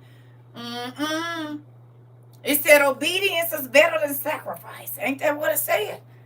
We hunt and fish. We have 50 chickens for meat and eggs, 4 freezers. Come on. I have overflow. Thank you, God. I'm on disability also. Oh. So you ain't got to have a lot as long as he do? Say it. Say it with me. I don't got to have a whole bunch of money in my account, because as long as my daddy got it, if I need it, he going to send it. You said what now? You said what? Dad has showed me the same video 17 times telling me I'm becoming the first millionaire in my family. All right, that part. Well, come on in. Come on. And in trading investing, he showed me a path. Come on. No disability, just food stamps, but that supplies my everything that I need. Come on. Come on. I got a little raise from my son's IHSS. Come on now. Come on. Listen. I'm just grateful I'm still living. Come on.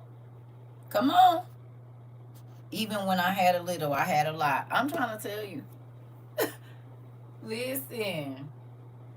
Baby, once I learned the secret, I quit stressing about if I got money in my account or not. That don't matter. It don't matter. It don't matter if I got a car, I'm still going to be able to get a ride. It don't matter it don't matter if I got a kitchen, I'm still going to be able to eat a hot meal. Like, you don't understand. See, that be the difference. You be like, I be happy if. And God said you need to be happy because.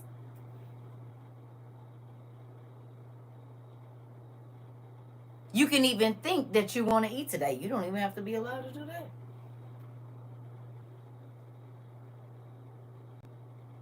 Not you will be happy when and you will be happy if. You need to be happy right now. Right now. Right now in this moment. Right now you need to. Why? Because that moment might not ever come. Baby, you done cheated yourself. You better find some joy in me right now.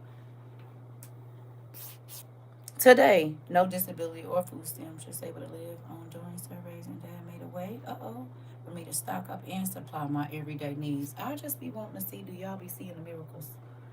Show better. Because if and when isn't guaranteed, come on. Come on. Come on, hey. I'm trying to tell you. The beautiful thing I found in the Torah, he instructs us to give thanks, right? More coming. That part. Listen, this is the thing. Okay?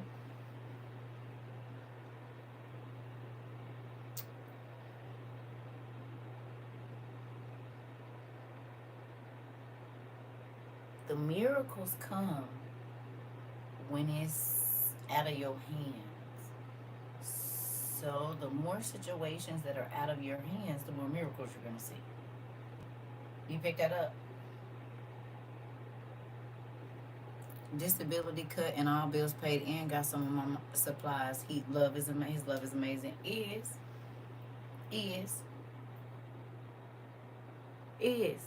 Do you realize that? The more situations that are out of your hands, he got to pour into your hands. I'm going to say it again. The more situations you hand over to him, he got to pour back in your hands to give you what you asked for. And he ain't never just going to give you a little bit. It's always going to be more than what you ask, whether that's time, happiness, space, love, peace, whatever it is. But you got to get it out of your hands. The situation has to be out of your control in order for him to do the supernatural miracle. You can't have it in your hands in order for him to take care of it. I can't say, here, can you go put this in the sink for me and hold on to it? Or can you go make me some more coffee and be like, no, I'm not letting go of it. Well, you asked me to make you some coffee, but can you make me let go of the cup? I can't do what you asking me to do until you hand it over to me. Then I can go make you some coffee. But if you don't give me the cup, you don't want no damn coffee. About to keep arguing with you. Do you want to make it yourself? Is that what you want to do? You want to figure out the problem yourself? Okay, well then do that. Just say that then. Sometimes we ask God why, not knowing he's doing his purpose. Listen.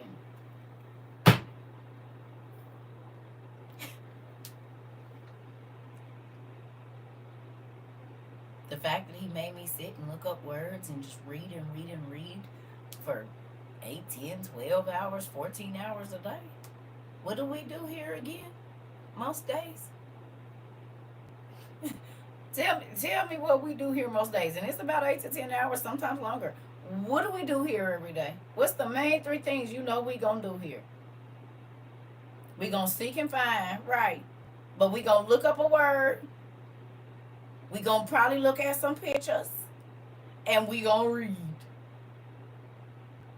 We looking up definitions all day. We looking up landscapes and all day. We gonna do that. You hear me? You said and pray. Yeah. But I'm saying, what do we do here all day? So I used to get mad. I got journal entries. All you do is let me read and look up words and look up places I ain't never gonna go. Like, irritated. Okay, because I was gonna have to help other people be able to do it too. And then look and see how that applied to what we was reading. Like, okay. So I complained about it. I did every day for a long time. Did, but I'm so grateful for it now. Because if he didn't make me do it back then, I wouldn't be able to sit and do it now. Training. Because we think we know where we going. You hear me? We think we know where we going, but we don't know where. If somebody would have told me, I mean, I don't know. I didn't think that this was going to be it. I told you, I thought they had me a trucking company. And I was probably just going to be ministering to people that was coming in the office, you know, as they came through and picked up loads or whatever it was going to be. Like, that was my thing. He said, well, kind of, but not really. I said, no, you actually about to be over here doing this. Yeah. Yeah. Yeah. I'm grateful too. Folks still want to know how I say. Listen. Okay. Is it faith if you do it yourself? I mean, if you know for a fact that your check is gonna be $2,500 every 2 weeks or $2,500 a week or whatever it is that you make, if you know for a fact that that's the thing, you can plan that out, right? But will you believe that he can send you that same $2,500 worth of bills or whatever, the money for the bills when you don't clock in?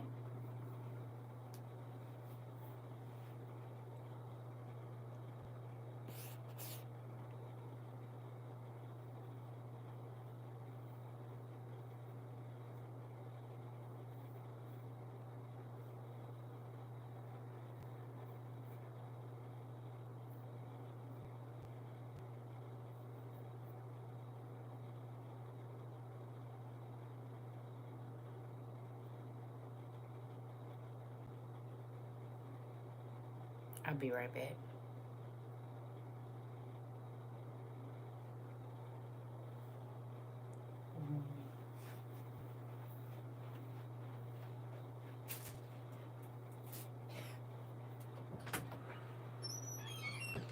Mhm.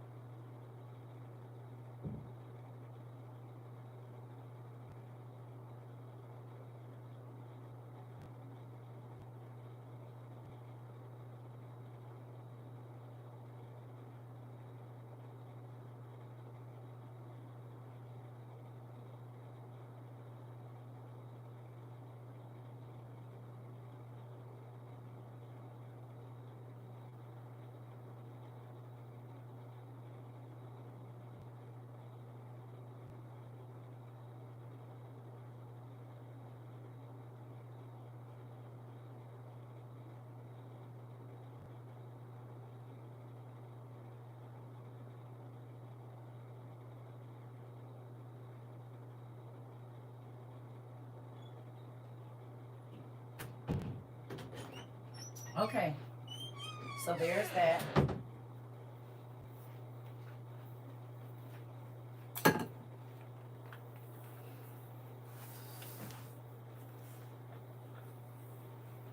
Okay, so let's get to it.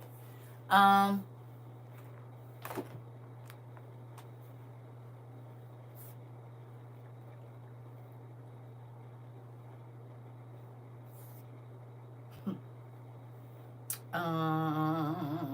we going to Mark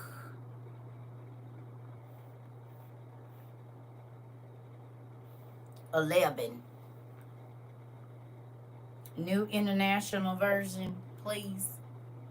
Mark 11. That's where we going. Mark.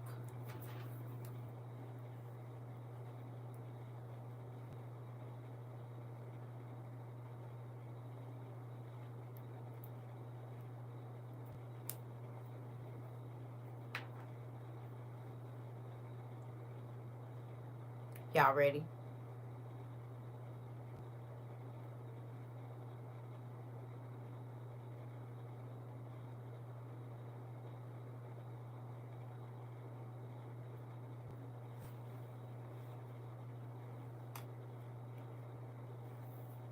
Let's go. It says, as they approached Jerusalem and came to Bethpage or Bethphage, I didn't look up how to say that. that. I'm sorry. We're going to call it Bethpage. And Bethany at the Mount of Olives, Jesus sent out 2 disciples, saying to them, "Go to the village ahead of you, and just as you enter it, you will find a colt tied there." Excuse me. Can you tell me what a colt is? COLT, not CULT.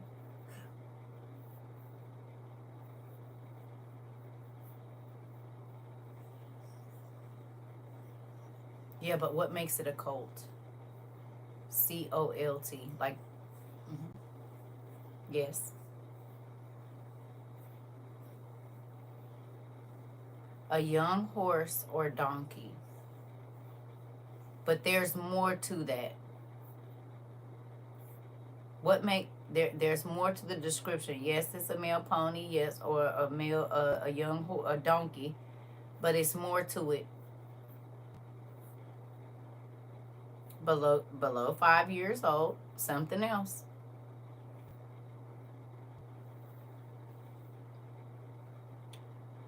A young uncastrated male horse, in a particular one less than 4 years old. Okay. Okay. Never been ridden. It's never been ridden. Never been ridden. Never, never, never. Which means if something sits on its back, it's going to do what?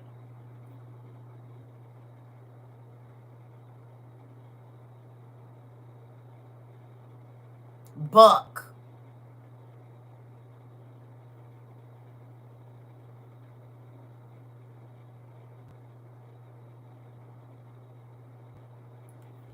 But for some reason, this donkey didn't buck. And it had he specifically asked for one that had never been ridden. Normally, until they've been broken, they buck. My daddy had horses, so I know this. A wild horse or an untamed horse, they'll buck until you get off of them, baby, and went and threw you all around. You ain't got to have no spurs on or nothing. They not trained. How many of you, and listen now, the person on the back of the animal controls the animal with a bit in their mouth, do they not? The bit is what tells the horse which one. When you pull on the bit or the reins and you go this way, that horse knows I need to turn. If you pull back, stop.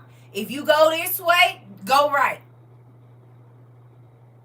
If I'm on you and I'm spurring you, that means faster, right? So the person that mounts the animal is in control. But if the animal keep bucking the rider, they ain't going nowhere. But maybe in circles. Maybe the horse or the donkey might try to go up to get you off to where they fall on top of you, no? And try to roll you off their back. If this thing don't want you on there, it'll hurt itself trying to get you off. Run your leg up against the gate? No? Right? But for some reason, this colt submitted to God in the flesh. It didn't buck. It went with them people easily. You see what I'm saying? It knew its purpose, and it just fell in line. It didn't matter that something was about to happen that had never happened before, because colts and young horses, that's why they call them a young buck. That's what a young buck, a horse, and That's why they call young YNs. They used to be called young bucks, because they going to buck everything you say. They going to try everything you say. And even when you think you almost got them at a place where they not bucking no more, all of a sudden they get a wild hair and they on some other stuff. They YNs now, but they used to be young bucks back in the day. And that was a description. Sometimes old men say, oh, shoot, you ain't nothing but a young buck. They letting you know you ain't, life ain't broke you yet. Life ain't taught you yet. You still got some fight in you, baby. But give it a minute. Life gonna train you. Life gonna train you well. If you can buck the system, you can buck this. But it's better that you learn and get in line. You'll go farther, young buck. Don't keep bucking the system. Don't you see what I'm saying? Because you ain't hurting nobody but yourself. You gonna have to get trained either in captivity or in a little bit of freedom in this thing. Either way, you gonna get trained. You said life gonna, listen, that part will.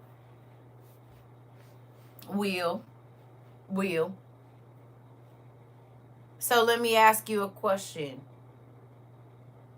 When did you get to the stage where you was like that specific cult?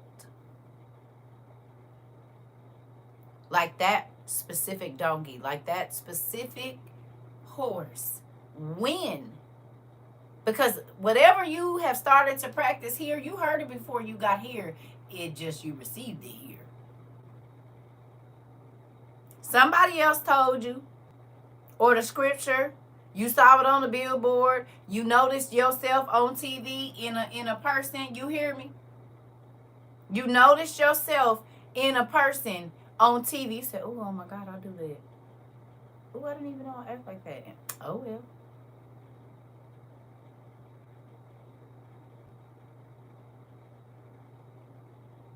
But maybe when you got here, you was really ready to allow God to put a bit in your mouth and lead and guide you so that you could actually go somewhere instead of being tied up to a fence.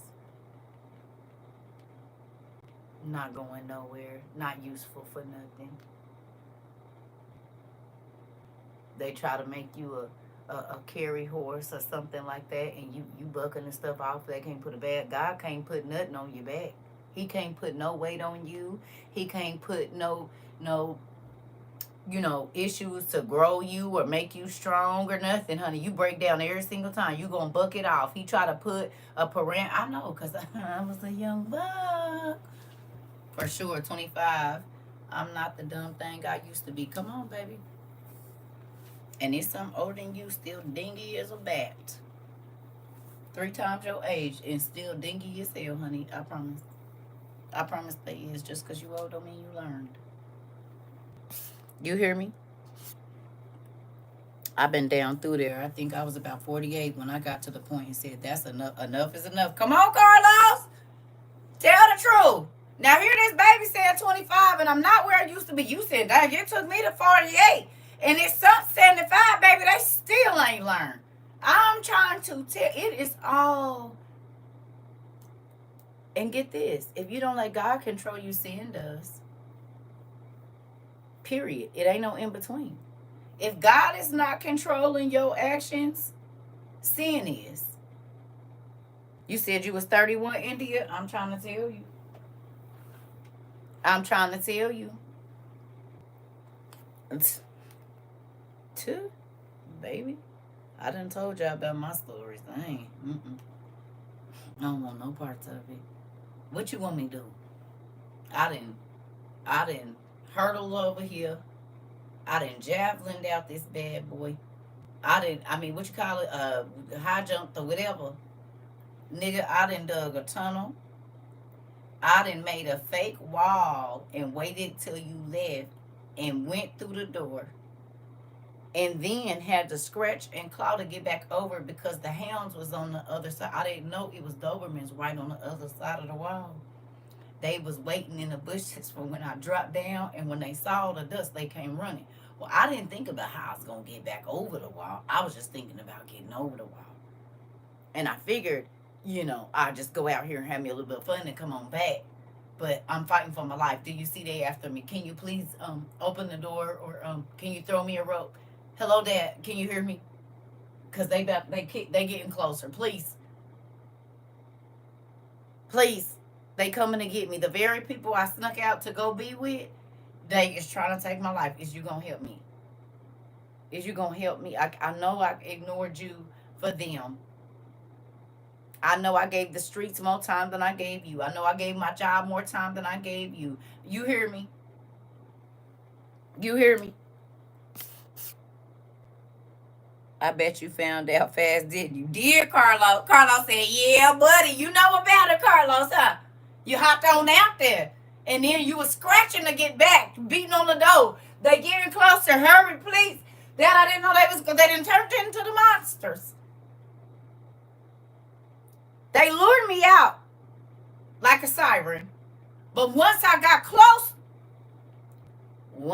close to them, baby, their appearance started to change. Once I got within arm's reach, they was trying to hold me captive. But they didn't look like they used to look, and they didn't sound like they used to sound, and they don't treat me the way that they used to treat me, but I don't want to be here no more, and now they won't let me go. If you don't get me out of these chains of this relationship, this situation, this whatever it is, I don't know if I'm going to make it. You hear me?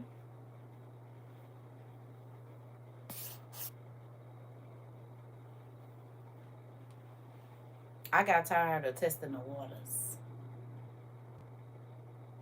I just stay on the paddle boat. I don't care what's in the water. I don't care how much it glitter, and I don't care how much it sparkle, baby.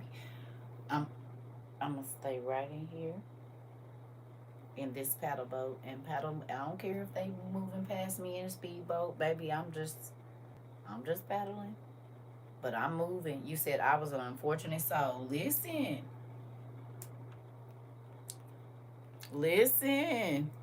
You said my eyes is leaking, honey. I already know, babe. I got tired of trying to swim, and I get to the top of the water, and then here come these clamps on my ankles, and they trying to drag me back under. No. I just kicked that one off. They almost got me, and I'm swimming and just get some water, and then I feel the devil trying to put another clamp, and it ain't just a chain because it's hooked to a big old rock.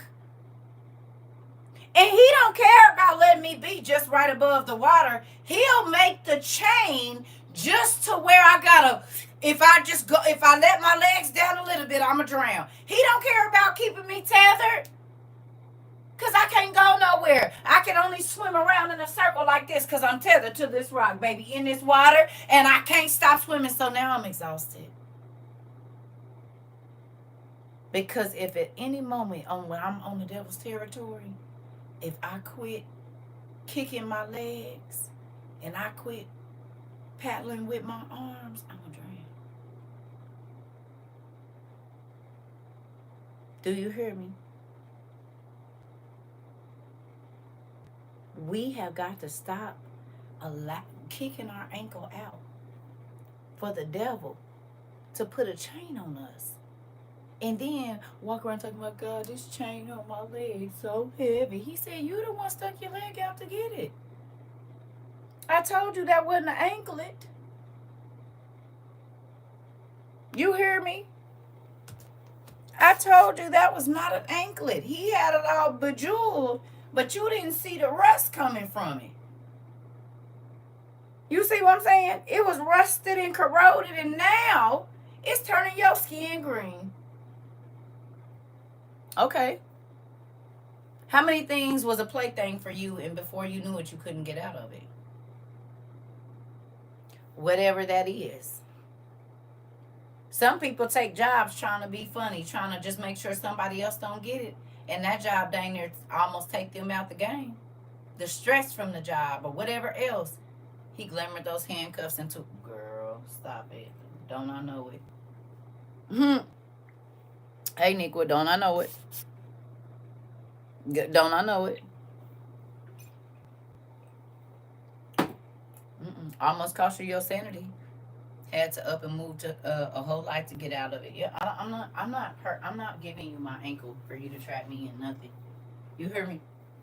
I'm definitely running from chains unless it's being chained to my desk or wherever he go, I go like one of them kitty things.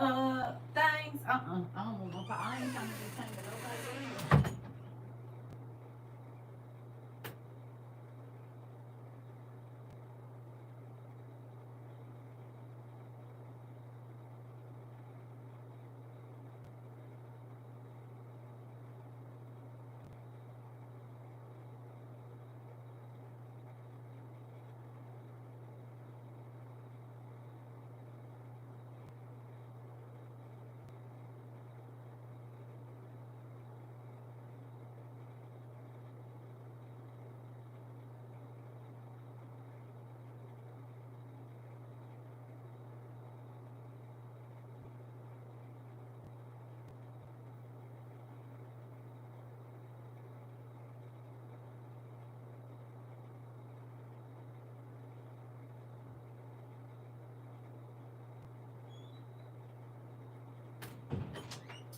Sorry, y'all. Anyway, let's get down through here.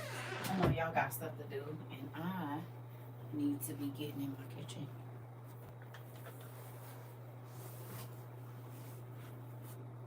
You said it definitely was fighting to take mine. I already know. That's why I don't got time to be playing.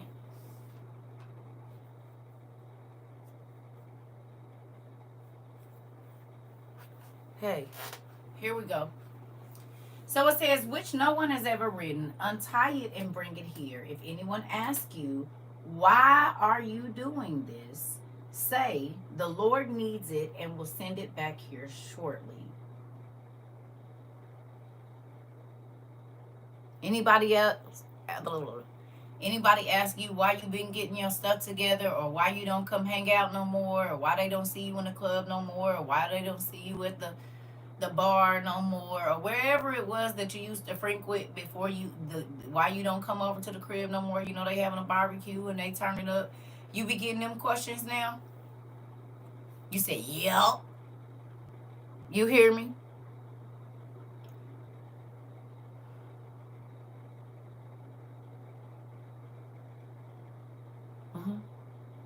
What are you telling me you be doing? They stay asking me them questions and also always be mad. Interesting. What are you telling me you be doing? I had that. They didn't understand what I wanted for my life. You too good to hang it out with us now. Interesting. You be reading your Bible. I don't tell them anything. I'm busy. What did you used to tell them? Okay, so when you first came over here,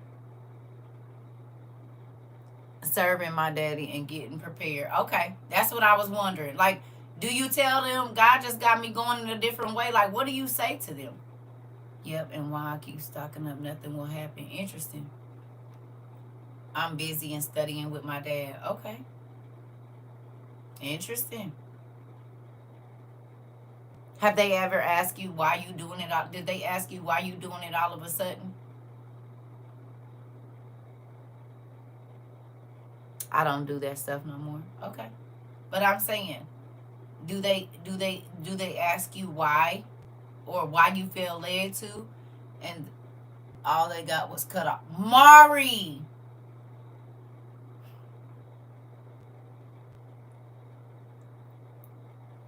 Remember that 0 to 100 we was talking about, Mari? Yes, I've gotten that. What made you want to do that? Right. What'd you say, Pumpkin?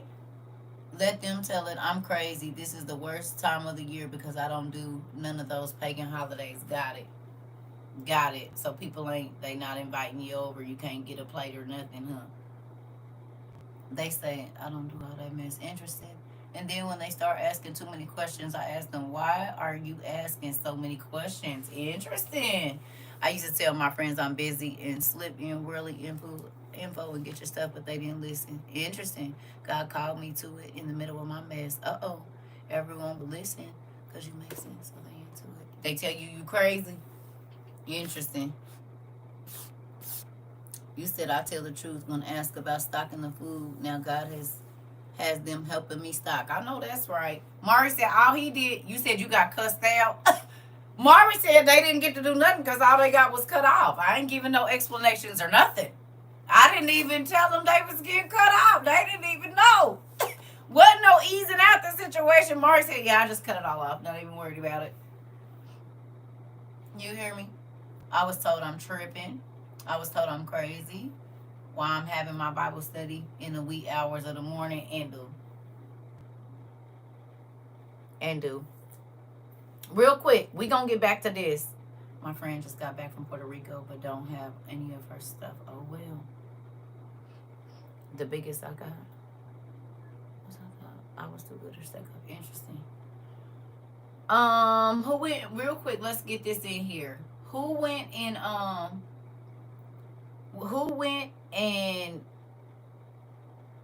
watched Leave the World Behind again? Anybody? Did y'all get a chance to go watch it? We gonna get back to this. I just want to see something. You did, David? Y'all did? Our lights went out in Whittier, California. Are you serious? Are you there now? Where is Whittier at? Y'all having a storm?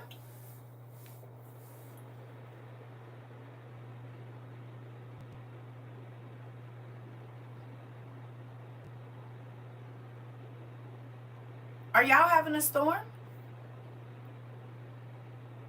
Los Angeles? Miss Ida, is you in Los Angeles too? Like a lot of people? Y'all expected a tornado in Texas. You're by Whittier. It's raining. We supposed to get 2 days of rain too, starting in a little bit. It might already be raining now. No, it ain't started, but it sure look like it's about to. Uh-oh. The storms coming here later to Alabama. We getting storms too this evening. What about, I'm in LA, it's really cloudy here. California, light rain. We're preparing for heavy rain. Interesting. Tennessee got a storm coming too. Interesting. Thunderstorms and raining here now in Texas. It's supposed to rain here too. It's a 50% chance rain in Kern. Okay. Well, at least we know what's going on. It's raining in Texas too. Okay. I know it's supposed to start raining here in a little bit. I think this evening.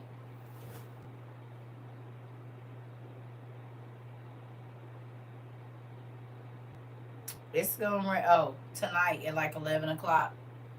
2 days of rain. Yep, that's what they said for. Yeah. Okay. So with that, it's sprinkling rain in Louisiana. Interesting.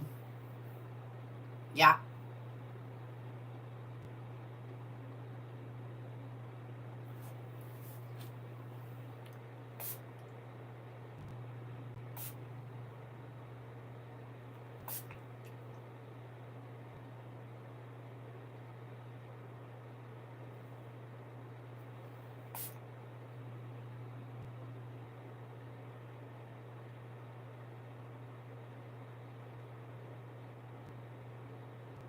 Ain't that been going on all this week? Ain't that been going on all this week? Ain't it?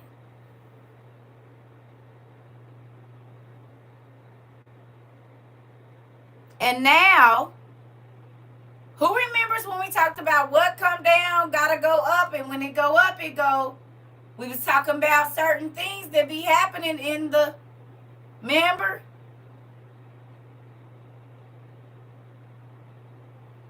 Interesting. And now all over is interesting. Why it ain't no cold snow? It's supposed to be snow right now everywhere. It's supposed to be snow. It ain't. Meanwhile, it was just Sunny Q's went up to the park earlier. Interesting. You got the AC on. Interesting. You said y'all got the atmospheric rivers that we talked about earlier. We have snow in Massachusetts. Yeah. Oh, y'all got a lot of snow. Did New York get snow too? But we supposed to have snow. It snowed over the weekend. We ain't got nothing. We got that one snow that I can remember, and that's it. I'm in Illinois starting tomorrow. We're supposed to get 4 days of rain too. Yeah. Not to mention the fogs in the marine layer. Interesting. You said in the marine layer is heavy. Interesting. Like the same fog that was down there by Louisiana last week. Ain't that the same fog that was over there?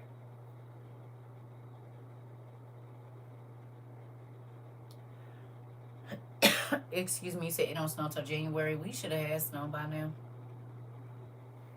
Mm-hmm. It's here in Oklahoma. Interesting. It's 65. Okay. So did y'all go? Y'all went back and y'all watched the movie. What stood out to you?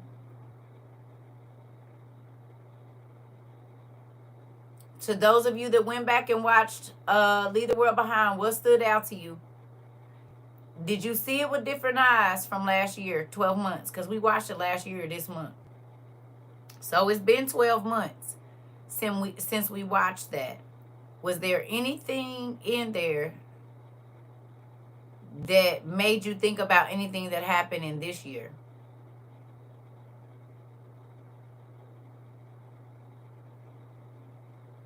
Yes. What stood out to you?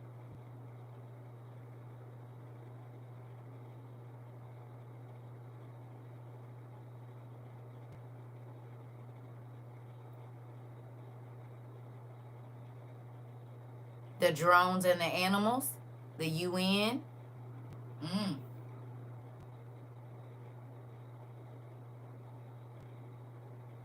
No internet and the deer, the animals, the leaflets. Found out about the white lion and how the Mayflower landed on a Plymouth. I was looking at the white lion. I was gonna look that up because on the ship, I didn't have time to go do it. Thank you for finding out. You just answered the question for me. And it's been 1 year later since that movie. I'm about to pinch your meat. Give me your arm. You're welcome. You're welcome. OMG.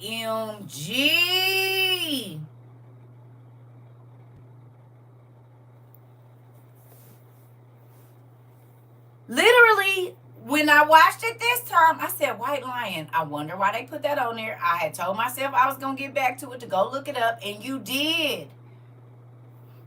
You said Kevin Bacon. Okay.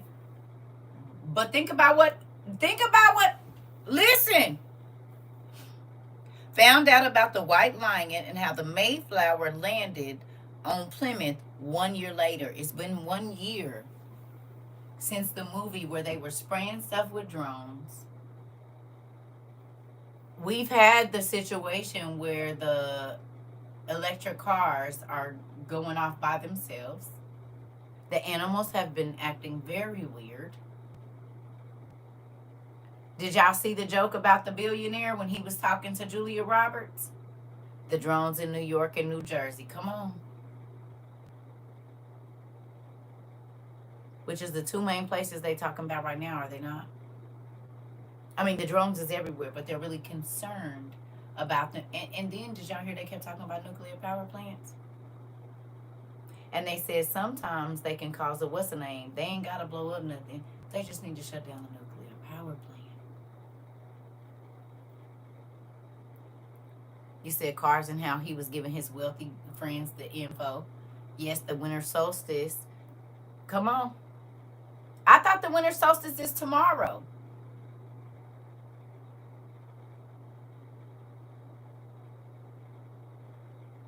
Canada cutting. Oh my God, David! David, I'm about to put your arm up. Canada cutting power to New York, and there was a blackout in New York in the damn. Give me your arm. Give me your arm. Give me your arm. Give me your arm.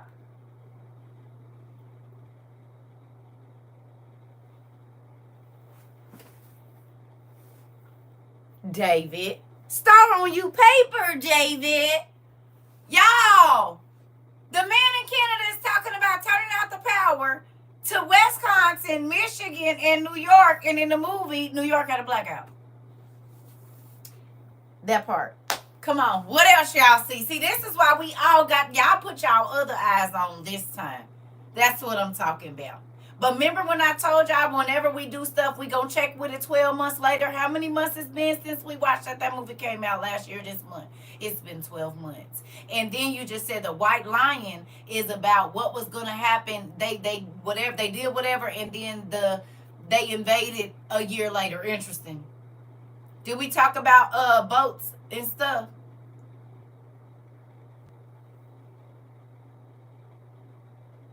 You said also White Lion saying when the children cry, and the lyrics are crazy because it's about what's happening now. No way.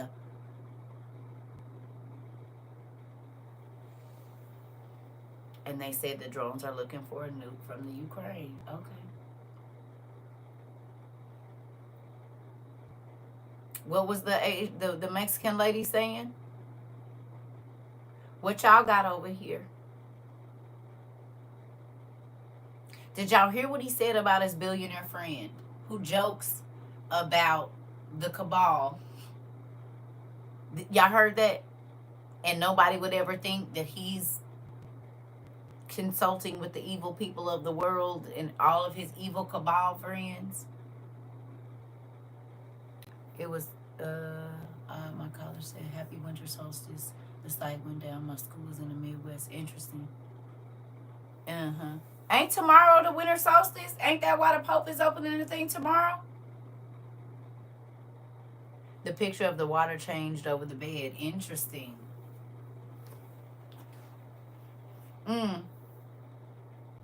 What y'all got? It's today.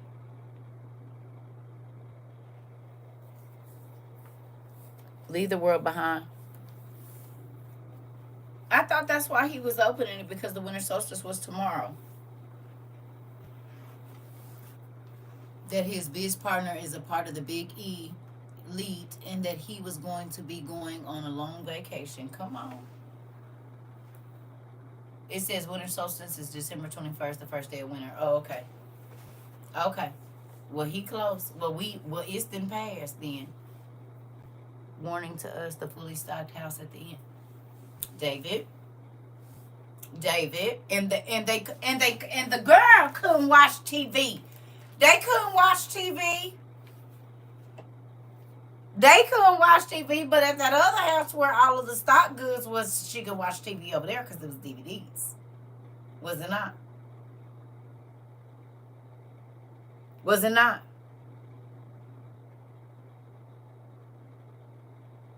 Hey.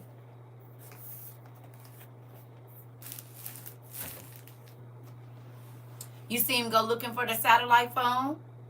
And he said even this should be working. The show she always watched was Friends. That's the only way to survive. Uh-oh. The calendar has been changed. Yeah. Christmas is the day he's opening the doors because of some ritual every 50 years. For the Jubilee, son got sick trying to buy the medicine. Uh-oh. And did you hear what Julia Roberts said? When he kept trying to act like wasn't nothing happening?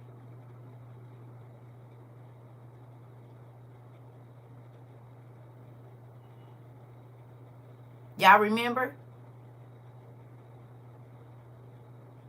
She said, don't we need some of those straws that filter the water, gas masks, and we're going to need food and this and that. She started naming off everything we've been talking about.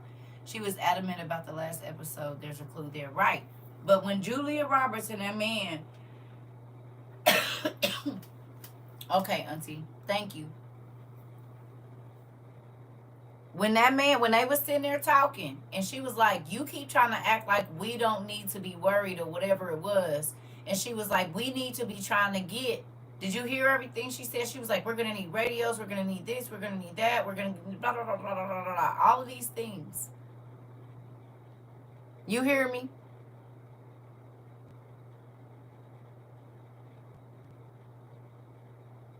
She started rattling off, but can we look at that it was too late to go get them because they couldn't even leave where they was at?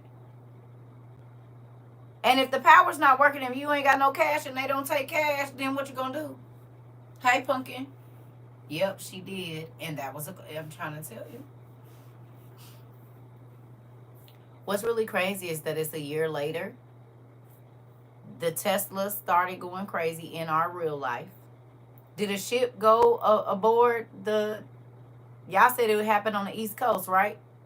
Right after that, that ship, people was on the beach and that really happened. What day was that? What y'all say it was in Massachusetts? Exactly, it almost... Okay. Ooh. Right? The car happened like a day or two after we watched the movie. Elon Musk did a recall on those.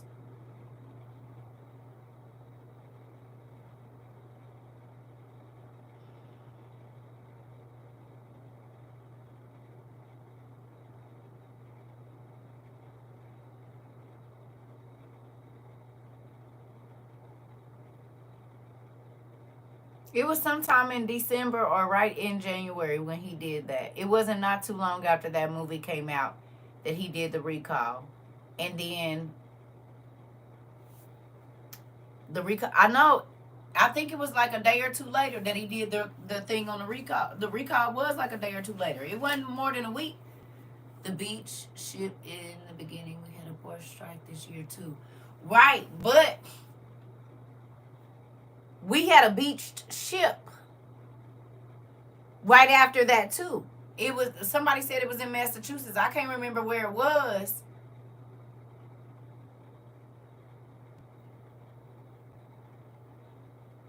Y'all remember? It was after the was it in Baltimore? It was in Baltimore. What day? Can y'all find out what day that was?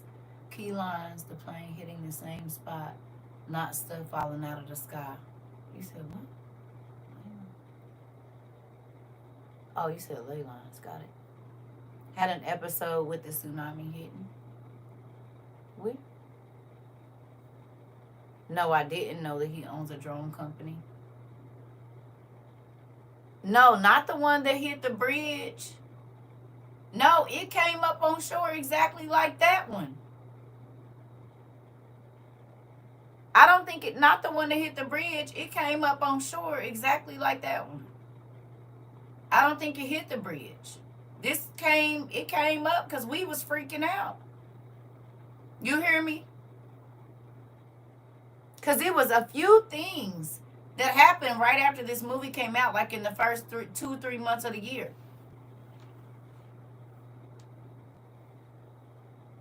Y'all remember? It was like the first 2 or 3 months of the year. Right. Yeah.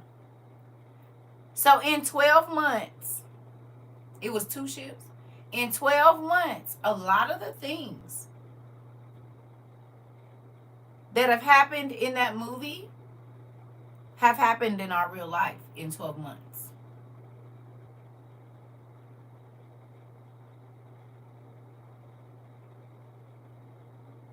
In 12 months. Because it was this time last year that we watched it.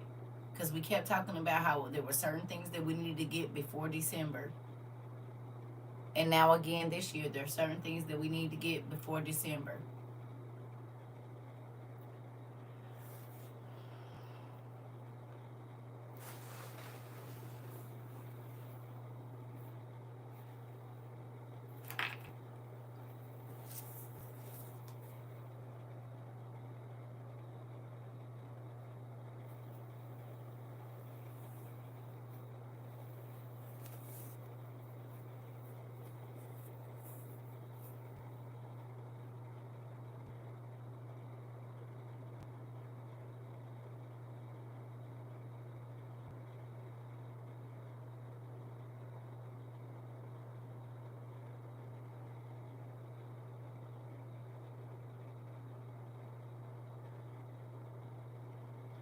Whichever applies to whatever you're doing.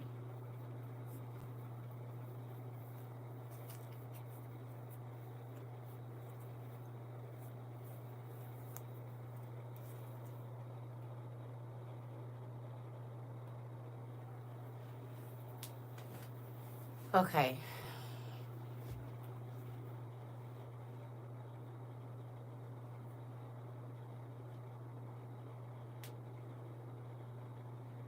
Seeing that movie, did it make you think about how many people really are not going to be prepared for a major emergency?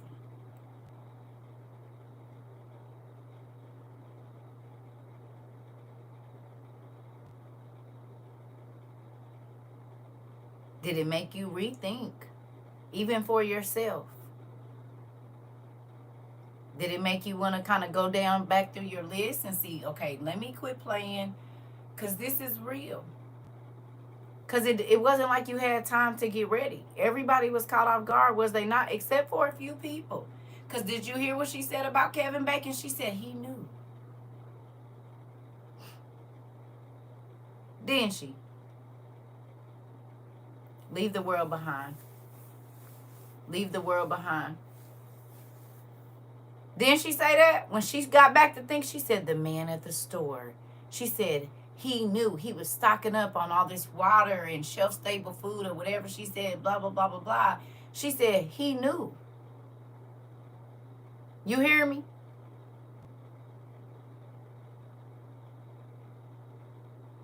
Everybody else was just la la la, going about their business, going on vacation, going to the what was it, the what is it called, the play, that the musical that they went to. Okay.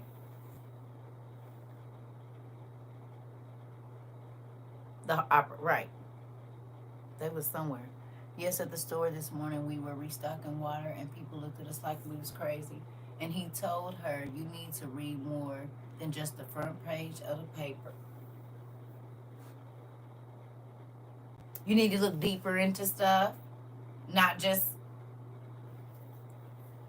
stay not.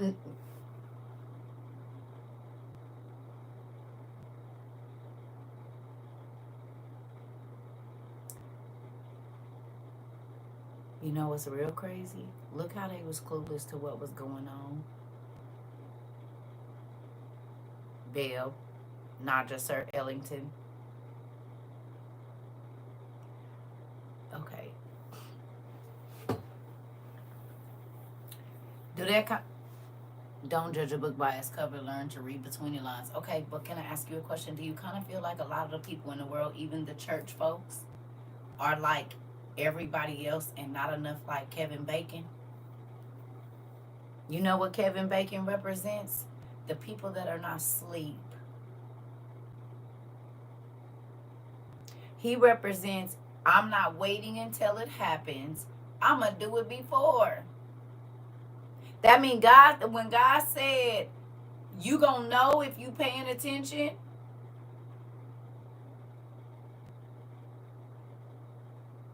Everybody else was worried about whatever they was worried about. Yes, my godparents are pastors, and if we try to tell them to prep, they hurry up and get off the phone. Baby, I already know. And that, when I say it blows my mind, how many church people keep saying what they don't have to worry about? It's like you're setting yourself up to say, oh, you don't think that God can provide? I'm not saying that, but I'm also telling you that I know that God provided you with the time to get ready, because he's been telling you, you can't preach Revelations without preaching famine. You can't talk about the end times and how we going to glory, skipping over to the heaven part without talking about the hell that we're going to have to go through right before that. They do it, but they not supposed to.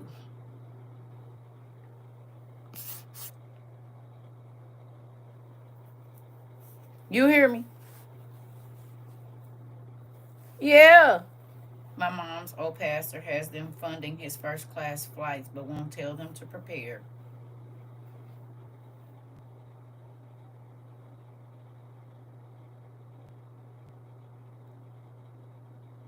My dad said, well, when I'm raptured, you can get more food from my house.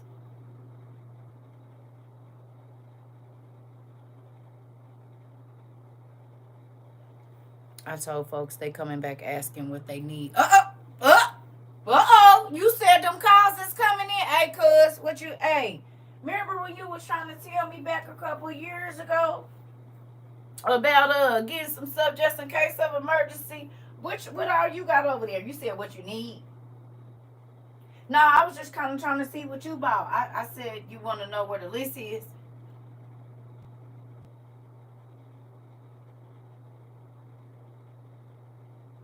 That's what you said. You want to know what the you don't need to worry about what I got, what I picked up. What you need to worry about is where you need to go get. It's a video you could watch.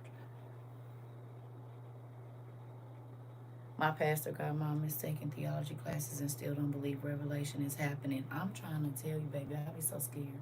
Americans do not know how to struggle. We too complacent and comfortable, baby. I do. I've been homeless before, living in my car with no stove, with no refrigerator, with no bathroom, with no nothing. Have. I definitely understand. I didn't have to live on people's floors and sleep. I do. I didn't have to live at a hotel where I got to use a hot skillet and a hot plate and a hot pot type thing. Oh yeah, yeah. But most Americans, you're right, they don't. But baby, I didn't live when I was younger. I lived with my auntie. She didn't have no lights, no water, and no gas, baby. Do it now. She look cute. Is she excited? What you say? I had to boil water to take a hot bath. Come on, David. And Will.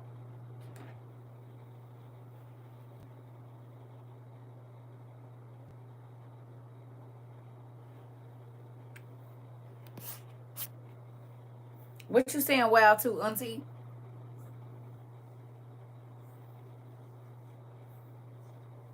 What you saying wow to? Right. I took the apocalypse to happen here in Texas for me to learn never again. Come on now. I just be trying. I just sent them to. They'll come through then. You sent them to my phone? They ain't come through yet. Give her a kiss.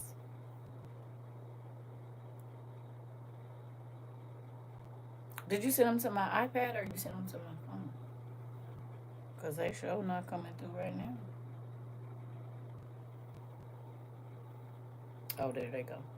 Oh, look at you, Emu. Put that head back in. Tell her put her imagination back in. She look, her hair turned out cute. Oh, she looks so pretty. Oh, yeah. Why her pants match my skirt, girl? She do not get that from me. She get it from her mama. But I got a skirt. I showed you my skirt. That's so cute. That is because you know what? Okay. Yeah, I had on red in those plaid. So that's definitely my grandbaby because I had on a red sweater and I put the white skirt on, but I had my plaid skirt on with it. Now she got on green and plaid.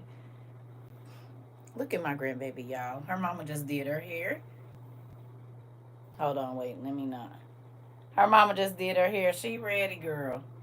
Look, I told her put that imagination up. What is you doing with it?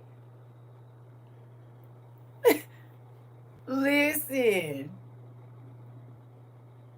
With her.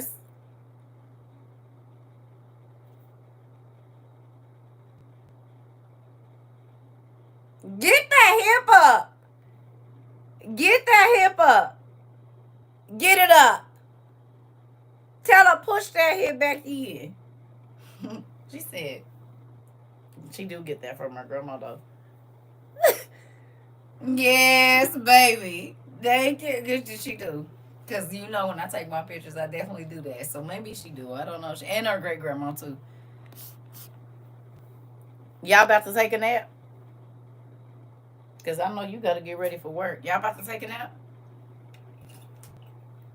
Thank you, y'all. She looked just like her mama when her mama was little. It's crazy.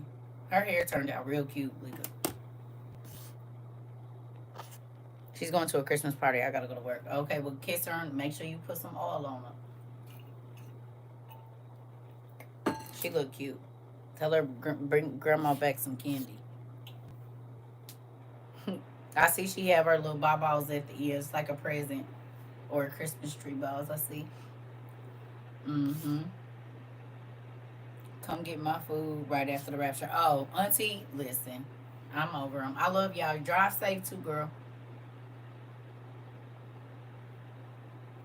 I'm,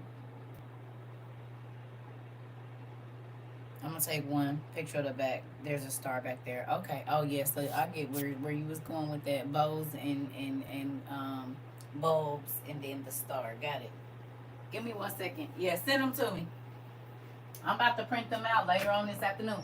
Get some pictures with that girl.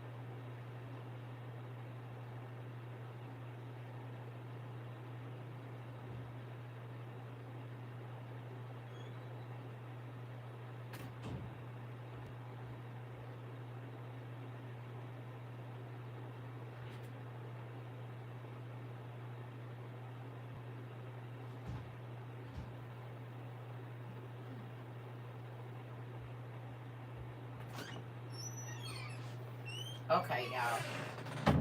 Sorry about that. So let's get down through here.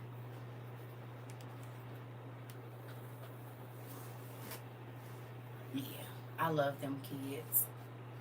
Miss Imagine. Imagine and Amazing. They act just alike too. She act just like her mama. We talk about so. When I used to tell her mama, no, you can't do something, she'd be like, so yes. And I say no. She says, so yes. And her daughter does her the same way. She say something to her, she be like, so, like, okay, I still what I want. Just because you said no, we're gonna do this again. Okay, maybe you didn't hear me the first time. And her daughter say the same thing to her. And she be like, I said, did she say so? She said, yeah. Talking about some so. Like, she'll give something to her mama. Like, open this. And her mom say no. And she be like, so, like, you didn't hear me the first time? Or, I mean, here. Open this and give me some. Circa, if you may please ask the family to pray for my daughter and grandchild admitted to the hospital. Definitely will. Y'all pray for Miss Lovelot's grandbaby and her baby. They were admitted to the hospital. She said, you ain't catch the first time. Let's run it back. Get right. I'm trying to tell you, girl. All my grandkids act just like they mama. Just like they mamas. Yes. Yeah. Did you glitch? Right. She said, look here. This is what we doing around here. Yes. I actually pray. I prayed for y'all today, too. When I was going back through my journal, I'm telling you, again, asking God to give everybody what they need. I ain't gonna lie, I have been slacking a little bit because there's been a lot going on as far as writing a lot of my prayers down like I used to. I was still journal, but it wasn't as many writing because sometimes it be a lot. I ain't gonna lie, and I'm human, but I definitely have been asking God to touch y'all in whatever way. I've been asking God to prick everybody's heart and get them praying, and you know what I'm saying? Because sometimes we get in a pattern of even learning, and it's kind of the same thing every day. But God wants fresh stuff. He don't want no food you've been trying to serve him for however long. You know what I mean? Or you going on fumes. He don't want that. So definitely trying to ask God to renew whatever has become sleep in me, even. You know. So definitely be asking God to help him heal in every way. Healing can come in a number of ways. So, all right, let's get to this though. Here we go. So he said, untie it and bring it here. Okay. It says, they went and found a colt outside in the street, tied to a doorway.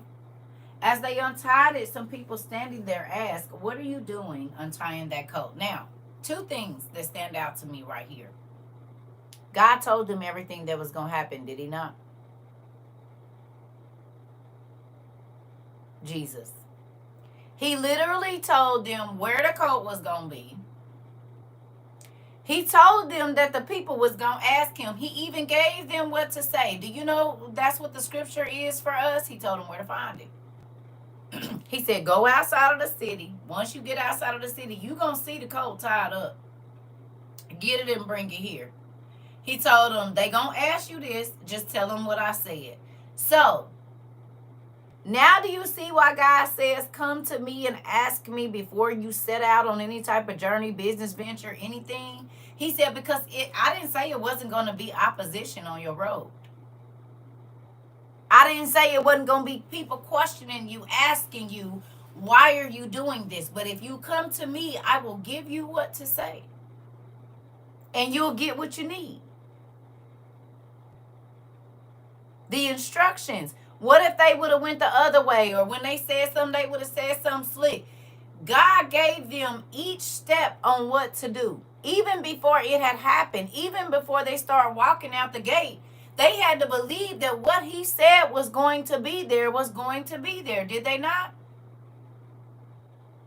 You said, what do you think you're doing? A person not understand what God is doing for you. Come on, Taji.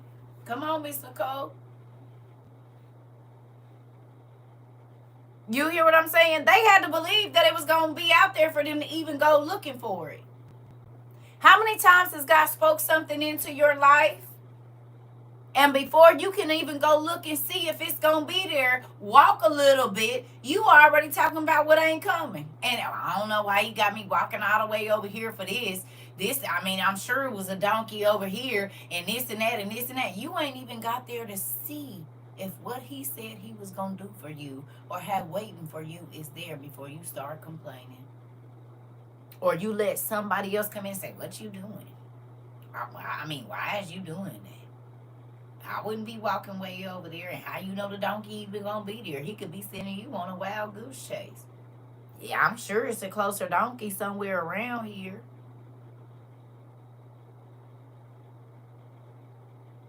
He will give you what to say. He will tell you when you're supposed to say. He said, when they ask you. Now, if they don't ask you, there's no reason. He said, but I already know they're gonna ask you. You just tell them this. He telling you where it's at, what to say. Long as you follow that, whatever it is that you're looking for, it'll be there when you get there. You hear me? But a lot of times when God gave us instructions, we instantly just start to question. Well, why I gotta go over there? Well, why is it taking so long? Well, why I gotta wait? Well, why I gotta this? He said, you ain't even, shut up. You ain't even walked out there to see if it's out there yet. You already with all of this. Just go do what I asked you to do. You done did all of this and ain't even got halfway to the gate to see if it's even outside. Well, what if they say this, I'm going to say this. He said, that's not what I told you to say. And I already told you they're going to say it. Remember I told y'all that there's a lot of times that God will put a conversation in my mind and then a person will call me.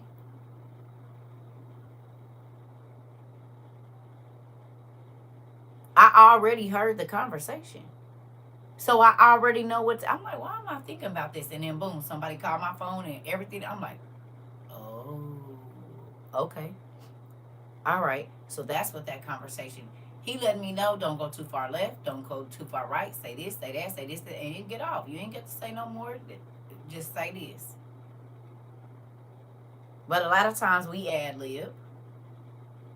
Or we be worried about how the person is going to take what we said. Just say what he said and that's it. And leave it. Whether they like it or don't, whether they believe it or not, that ain't got nothing to do with you. Do what he said, do, and that's it. Your life going to work out. People always gonna be questioning why God got you doing something. Always. You ain't never gonna get away from that, because people that only see things in the carnal ain't never gonna understand nothing spiritual. Carnal mean I got to see it to believe it. Spiritual mean I don't gotta see it to believe it. I just gotta have faith that it's coming. It don't matter where it's coming from. Carnal thinking says, how you gonna get a house, you ain't got no job? How you gonna get a car and you barely affording your rent? Well, somebody could give me a car. What you think, cars just fall out the sky? Well, in my life they do. Groceries fall out the sky. A whole bunch of stuff fall out the sky. But not because I'm just saved, but because I'm learning the word. And he says the closer I get to him, nothing will be off limits to me. Anything that I put before God, I got to depend on that to take care of me. I'm going to say it again. Anything that I put before God, I have to depend on that thing or person, job, hustle, man, woman, to take care of me. You hear me? Whatever you put in front of God, that's who you're going to have to go to when you need help. That's who you're going to have to go to when you need healing. That's who you're going to have to go to when you need some finances changed or whatever. You need your car fixed and that's who. So if you can't count on them, why is you putting them in front of God? If you can't count on your job to give you extra hours, why are you putting that job before God? Why are you putting your friends before God if you can't depend on them to come and do it when in the midnight hour when you need that miracle?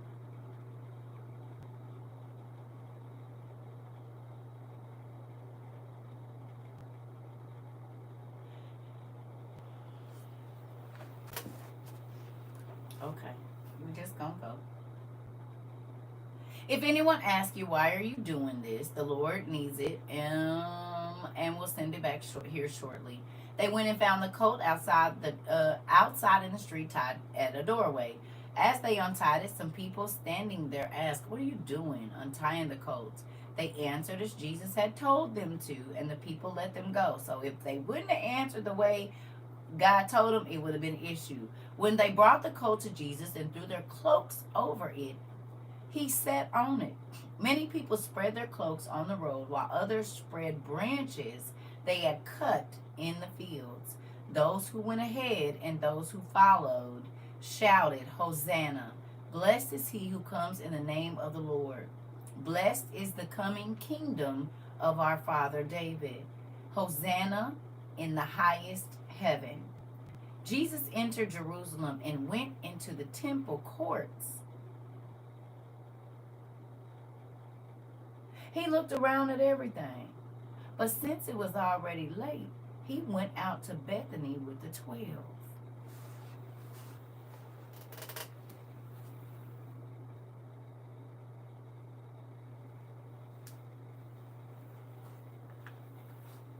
So let me say that a little bit louder. When he come back, he going to the church first.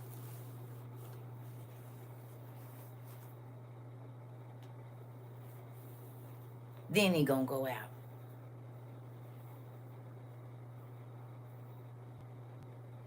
Hello? When he was making his entrance, where did he say he went first?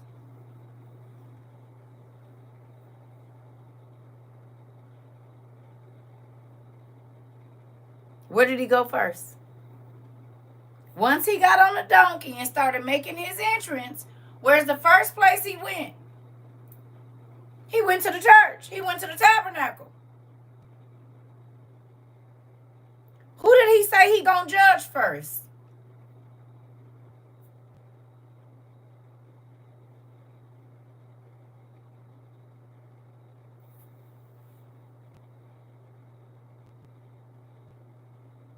Judgment starts where?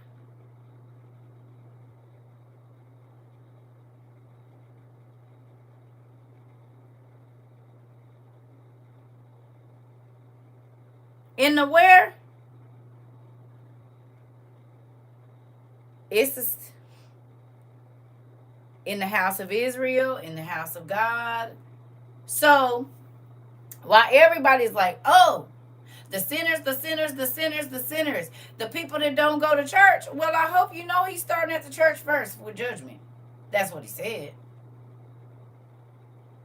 So just like in this, when he was getting ready to go into the city so he could announce his whatever as the Savior on this donkey, he went to the tabernacle first.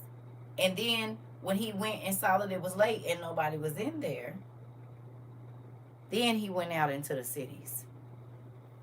Can I ask you a question? Who did he give the laws to first?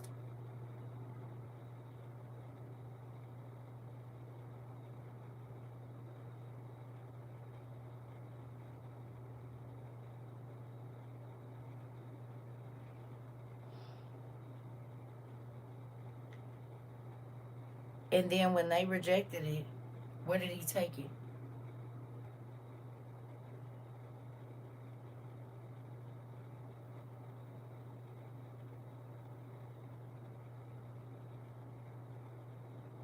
To the world.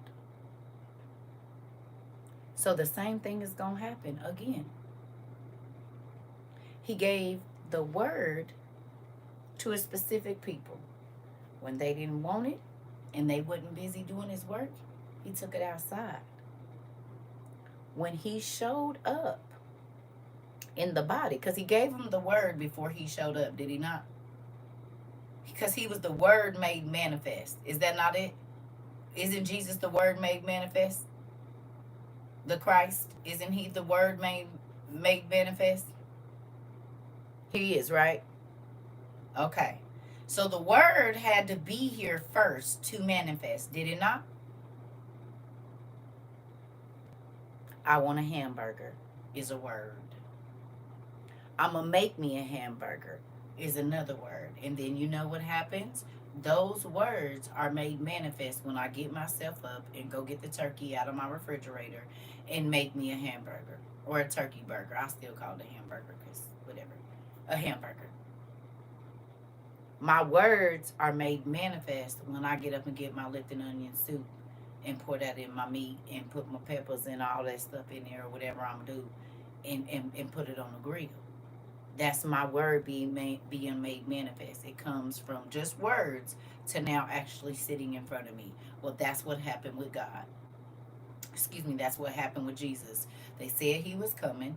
Everybody kept talking about it. And then he showed up. Is it going to be any different from right now? Haven't we been hearing that the Savior is coming? But this time he's coming back as a judge? It took a while. When was the first time that Jesus was prophesied to humans?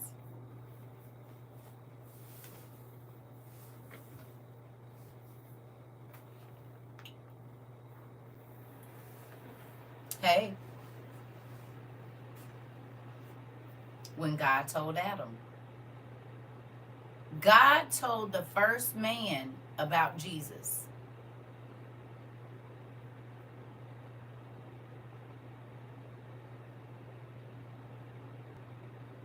He told him it's going to be 5,500 years, did he not?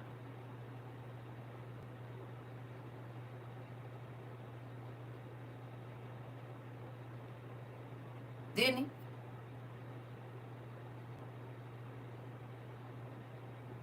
He said it's going to be 5.5 days until what you did will be undone. 5,500 years. And then Jesus showed up. At about the half point mark of that was the flood, was it not? Around the 2000s, it was a flood. About the 2000th year of the earth and humans being occupying it is when the flood happened. Between 21 and 2400 BCE or BC, right? We agree. So half of the time that it was roughly half of the time that it was going to take for Jesus to show up, the Christ to show up, the Savior, Yeshua, whatever you want to call the Savior. When it was time for him to show up, at the half point mark of that, the earth was destroyed. And God even started over after that to give men another chance, right? So he said, okay, scratch that. I'm going to start over. I'm gonna let this second half see what they going to do. Because the first half of the people, they let the seed of evil just grow through them like crazy. So he started the world over to see if the second half would do better. No? Because there was so much evil in the DNA of the people that lived at that time.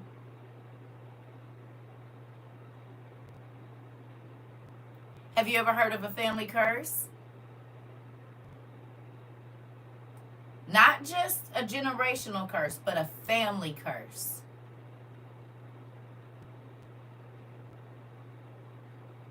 Like all the men in this family is locked up. It don't matter.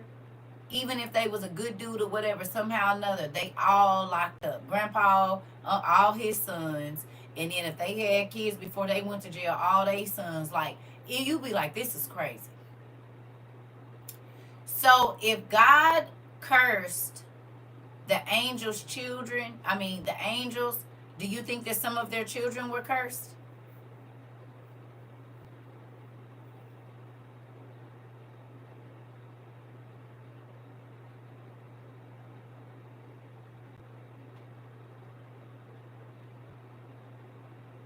So there was cursed bloodlines running along on this earth, right?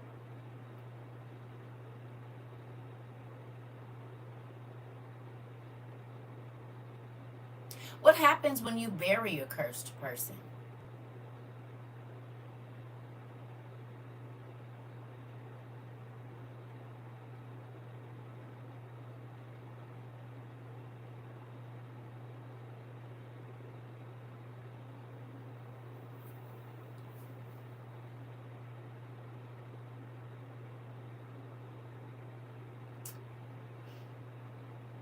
The ground becomes cursed.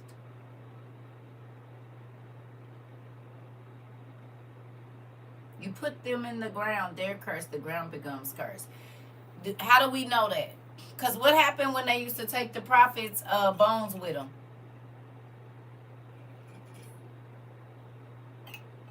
What did the Bible say about when they took the prophet's bones with them, or the holy man's bones with them? What happened?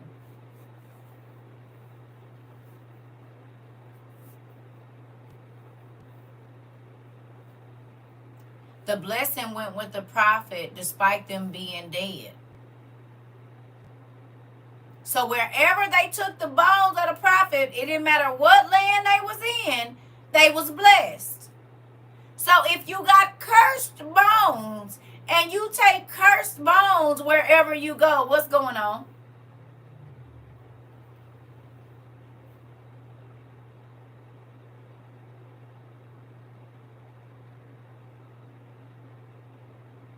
Wherever them bones go, it's going to be a cursed place, is it not? If wherever the prophet bones go and are buried, that whole land is blessed, the same thing happens for cursed bones.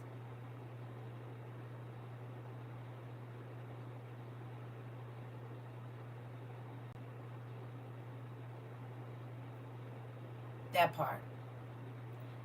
Do you think it's crazy that there is a group of people that has all the bones and they do the same things that the cursed people used to do? Hence why certain places still have conflict.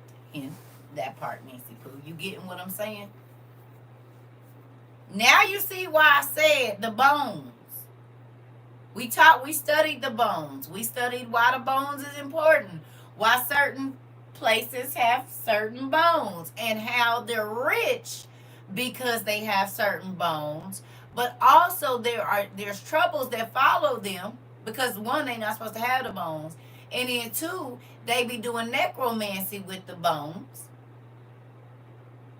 Do they not? And they be drinking liquids and stuff they ain't supposed to drink. So they take God's holy things and make them profane.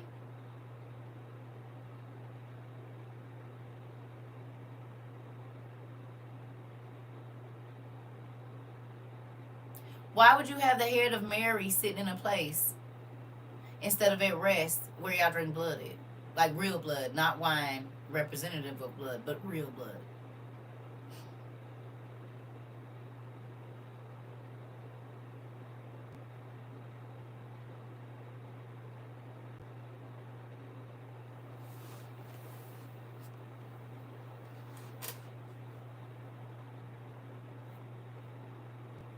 Interesting.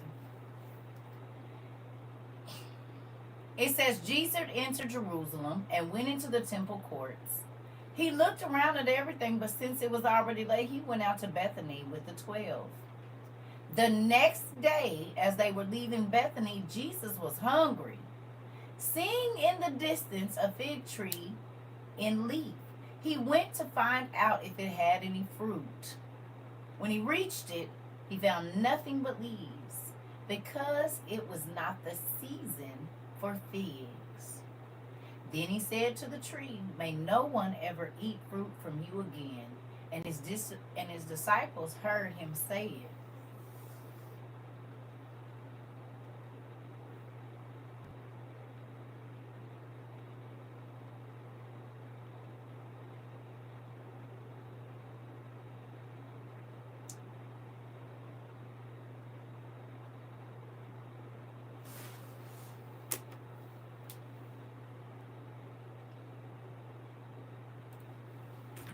Hold on one second.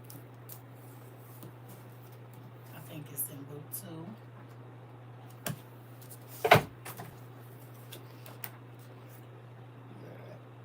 Excuse me.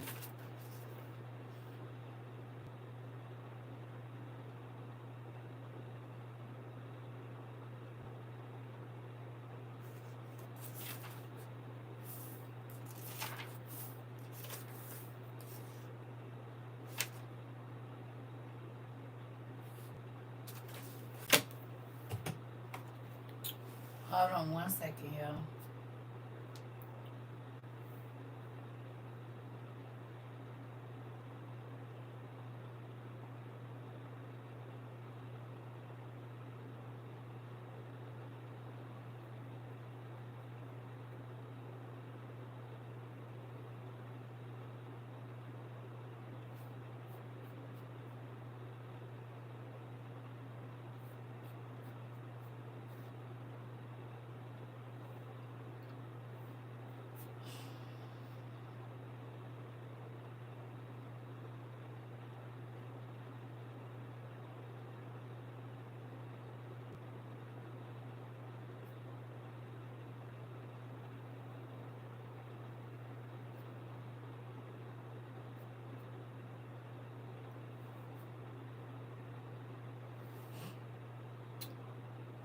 Give me 1 second. I'm looking for something and I cannot remember.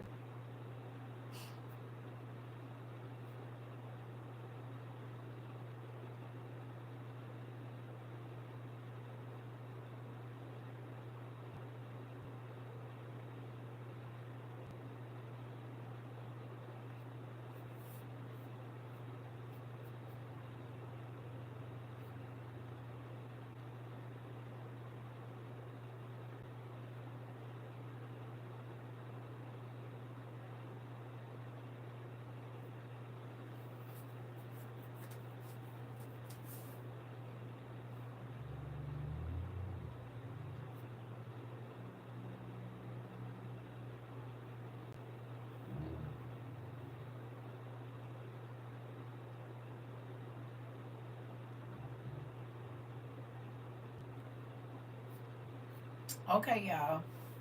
Um, I was looking for,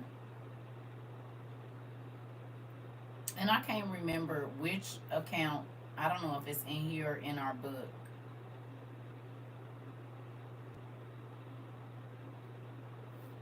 Hold on.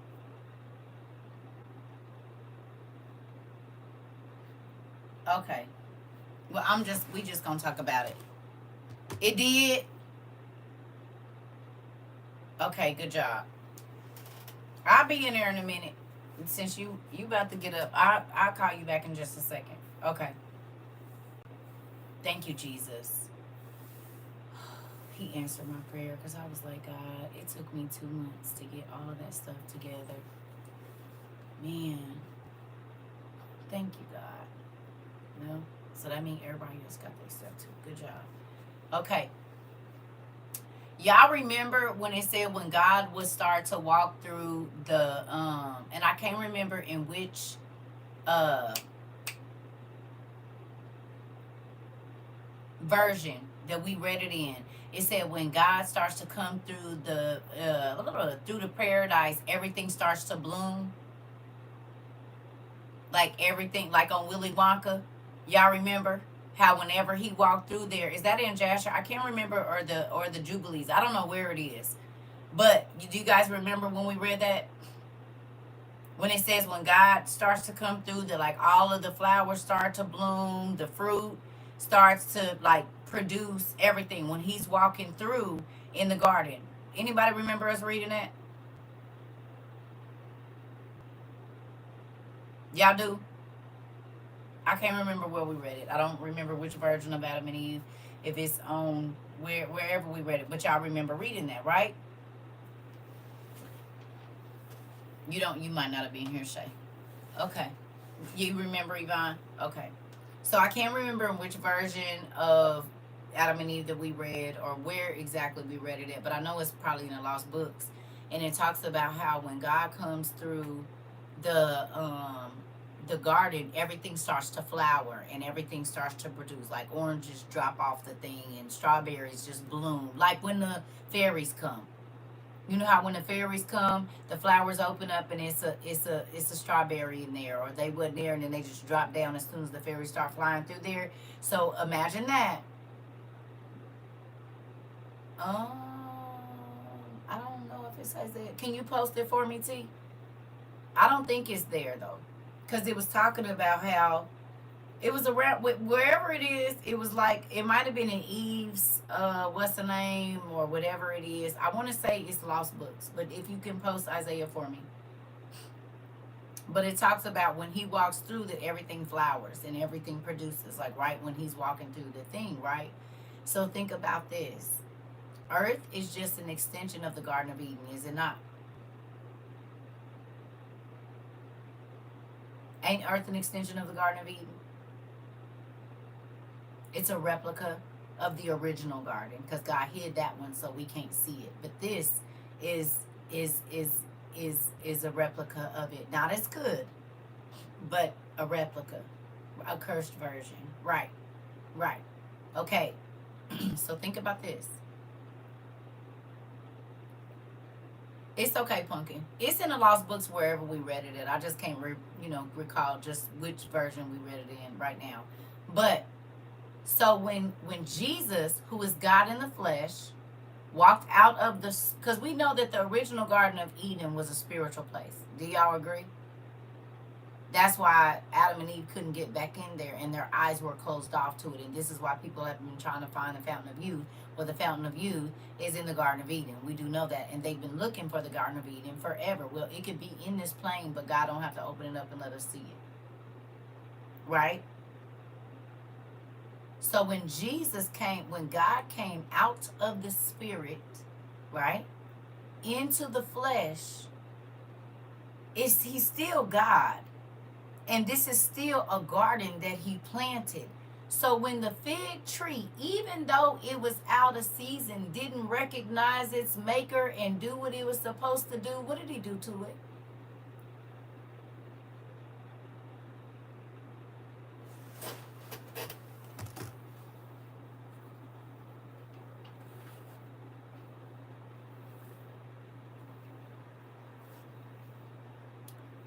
Hi, my baby says teacher, auntie. Hi, TT baby.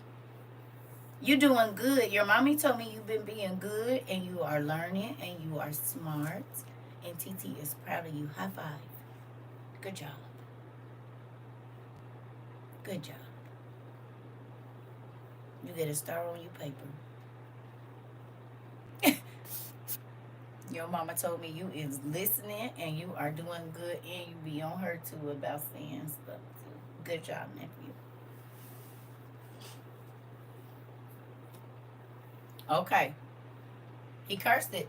He said nobody will ever eat from you again. But did y'all pick up on the fact that it was out of season? Who picked up on the fact that it wasn't the flowering season? It had leaves on it, but the flower have to be produced for the bees, or however the pollination has to start in order for the fruit to start to grow, right? Pollination has to happen. But before pollination can happen, there has to be a flowering. It has to be some type of shoot. Then there's a flower. All sorts of vegetables, even everything. Cucumbers got flowers, peas, everything got a flower. And then that flower has to be pollinated, and it has to be a time. And then once it's pollinated, then you said the fruit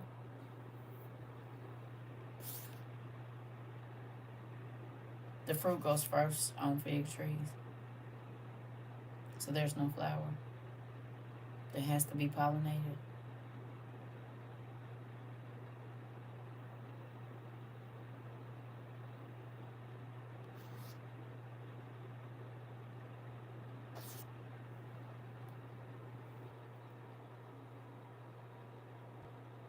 There's no flower that needs to be pollinated.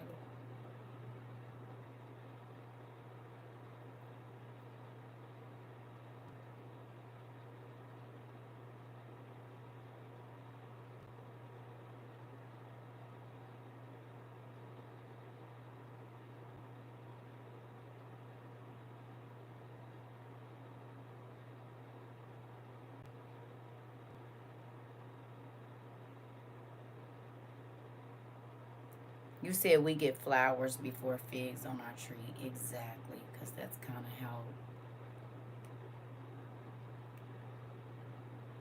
No, not you. Somebody else said fig trees have flowers inside. Okay. Most vegetables and fruit have a flower that needs to be pollinated, and then the fruit comes. I wasn't talking to you, Shay. Okay.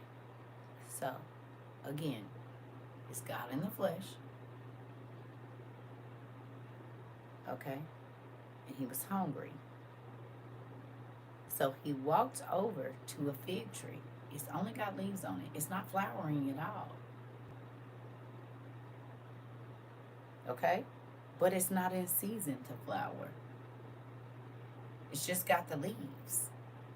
The flowering process hasn't started yet. It's not in season. Okay? But God walked up to the tree that was not in its flower. It ain't even the season for it to flower, but he expected it to be fruit.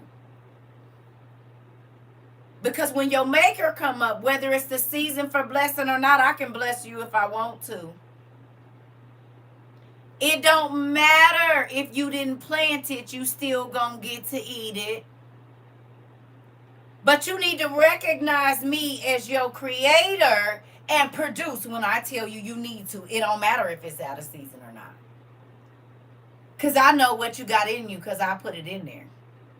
So just like when he got into the garden, as soon as the flowers, the trees, the grapevines knew God was on his way, they start dropping grapes.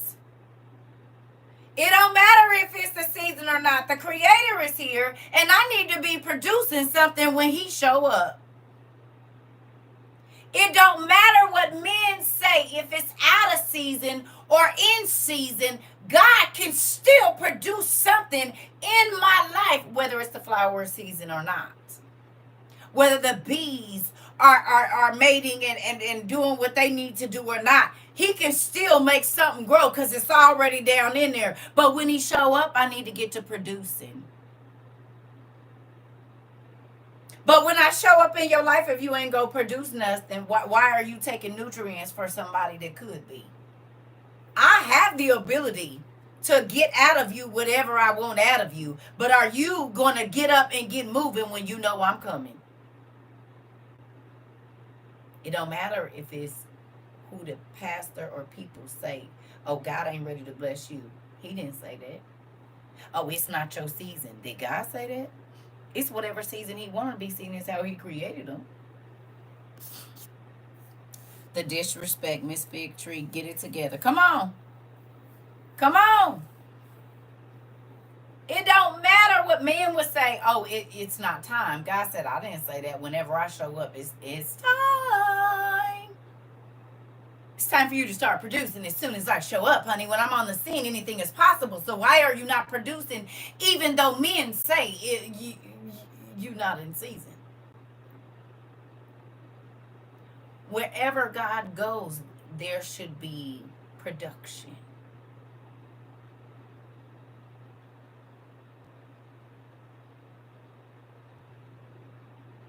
Whether men say it's the season for production or not.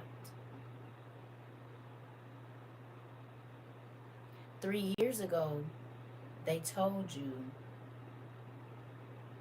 don't go buy water straws. You're overreacting. Don't go get potassium iodide. You're overreacting. Don't stock up on food. Don't stop blowing your money. You're overreacting. But God said, when I show up and I need something from you, I should see some produce real quick. Fruits of the Spirit. We should always be in bloom if God is with us. Come on. Come on.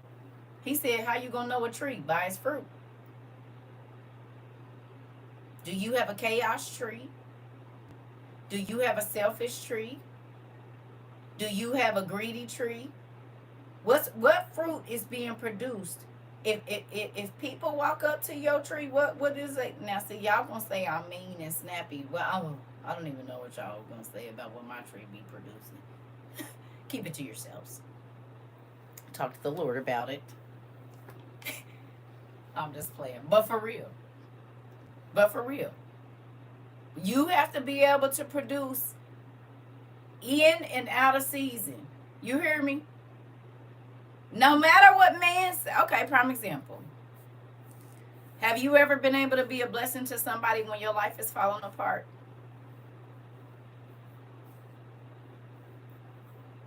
Or right after your life is falling apart? Have you ever been able to be a blessing to somebody while you going through all hell?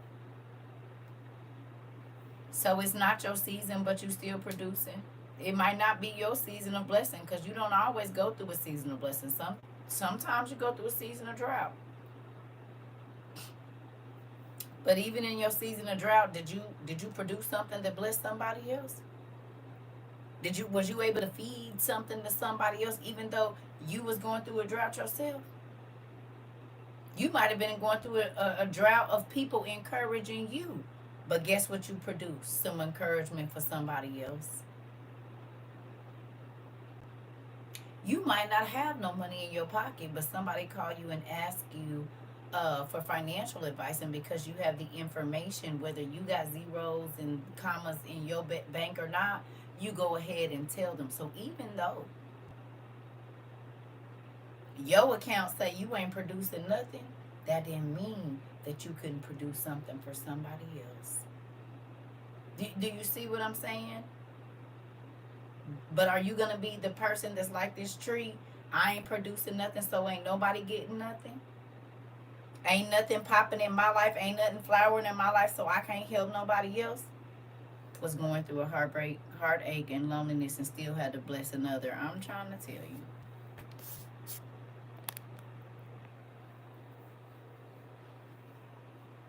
When God show up, you should be producing. Don't tell me that God is in your life and you ain't. We can't see no produce of it. Okay. If you was in the class earlier today, right?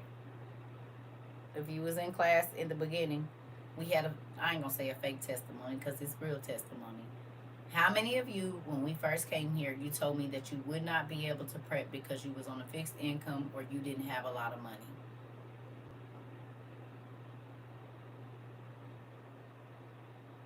You can't expect anything with a closed fist. Come on. Okay. How many was like, I'm not gonna be able to do this? And y'all was telling me, well, what does the person on the fixed income do? I said, prep.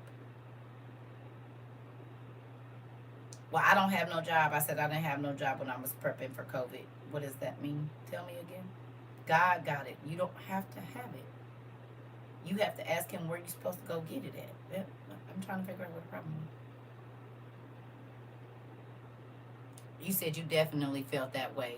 Me, had nothing. That's it. Me. Okay, so 2.5 years later, 1 year later, 6 months later, what's your story?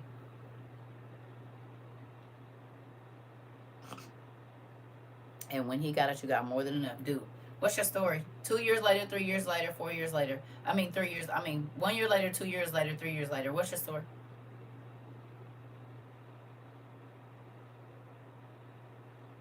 Closets full of food and survival stuff. Oh, okay. What's your story? You stacking. Me, but God made a way. Interesting. How about you?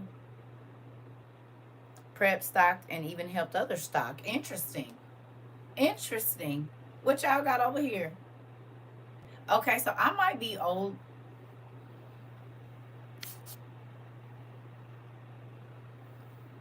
I was going to say I might be old to this. That's not what I was going to say. Building, but stocked. Okay. On the same budget, or some of us is living on less. Is we not?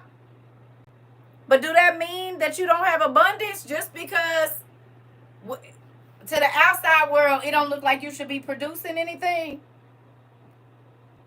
But if they was to come in and look at your tree, they'd be like, oh my God, look at all this produce in here.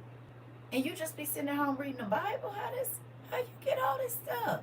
I thought you said you didn't have no money. I don't gotta have the money. As long as my daddy got the money. My account don't have to be sitting fat. As long as my daddy's is. I tried to tell you how this works. No job now. God still provides me to prepare at Goodwill and other places. Come on. Food, water, and medical supplies. Come on. Money didn't decrease, but my wealth has. I have abundance. Money didn't increase, but my wealth has. I have abundance. Interesting. Less income and you have more. Who remembers me talking about that? I said I used to just keep all the receipts because I know what it said, but I know what it was. I know what showed up to my house. I know how much my rent was and all of these different things. And it didn't matter if I had the actual money in my account or not. God made a way all the time, whether it be whatever it was, car payment, car insurance, getting the kids back and forth, whatever it was, he took care of it. And that's the thing. When you start to, thank you, Pumpkin, when you start to base what you have on what you can do, you already losing the battle. God said, I got everything in abundance. So why is you only basing it on what you can do? And saying, if I don't have a job, I won't be able to get this. He said, who said that? It's more of a miracle if you don't have good credit and I put you in a place that people with good credit couldn't get into and they said you wasn't going to get no job, then you have a nicer car. A car. And then I give you a nicer car than they have with no payments on it. That's a miracle. You didn't have to have it. You didn't have to have $1,700 worth of food stamps for somebody to come and bring you $1,000 worth of groceries to your house or $500 worth of groceries. Say, I was thinking about you. I had some extra stamps, and you know what? I just want to help somebody. Thank you, Naomi.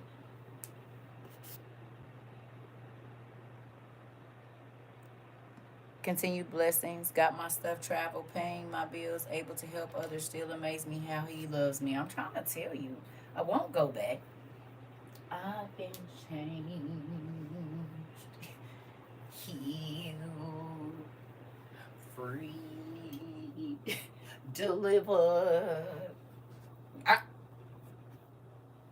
You want me to go back to stressing? Just say that. You want me to go back? I don't want to. God says, as long as I'm listening and doing what He asking me to do and working on renewing His mind and being kind to folks and making sure I look out for people and trying to learn His laws and His ways, I'm going to be okay. When I didn't have it to give, I was giving to others and stopped worrying about me. And he showed up. I'm trying to tell you. When you put you first, then you got to worry about you. I don't want to do that. Don't want to do it. I stopped saying effort, forgave, and now I'm close to my sister, which is all I want. Come on, God know what he doing. God know what he doing. It's a real thing. Less income and he still provide no extra. Come on. But do you need it? If you can sit back and think about something that you absolutely just need, not want, are all of your needs taken care of?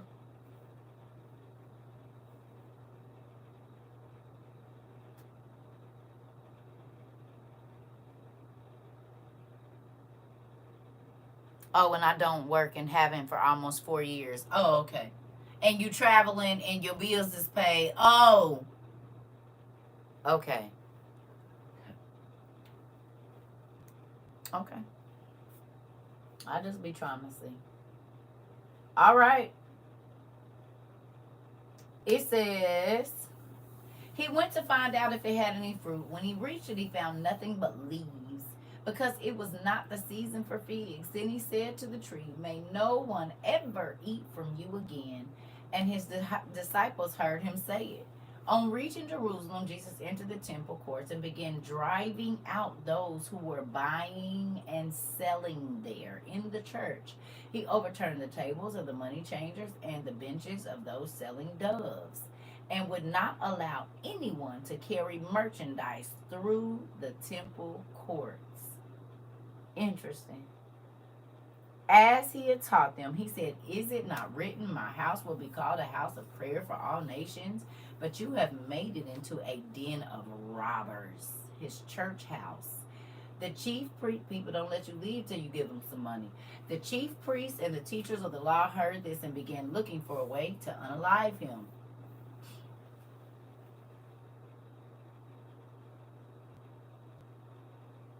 The priests started looking for the priest started looking for a way to unalive Jesus, because he told them, this is supposed to be a house of prayer, not the house of the money exchange.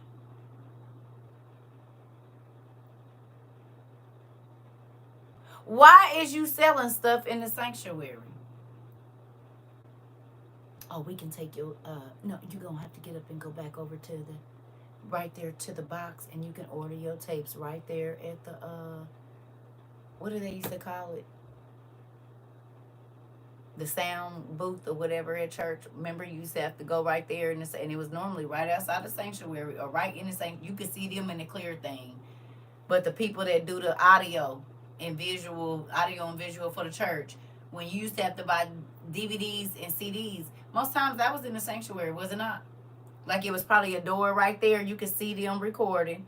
And then you go around most of the churches I've been, that part of it is in the sanctuary. And you purchased those tapes or DVDs right there in the corner of the sanctuary. I don't know about y'all churches, but I done been to a few where that audio visual box was in the sanctuary. It might be off to the side, but they got to be able to record and all of that and keep control of the mics. You said, or upstairs. Okay. And normally, I don't know how it is because I ain't been a long time, but 15, 20 years ago, when I was in church, we had to go right there to that station to buy the DVD. So they was selling them in the sanctuary. They got an ATM now. Literally went to a conference and the pastor stopped the sermon and said, "The rest is in my book."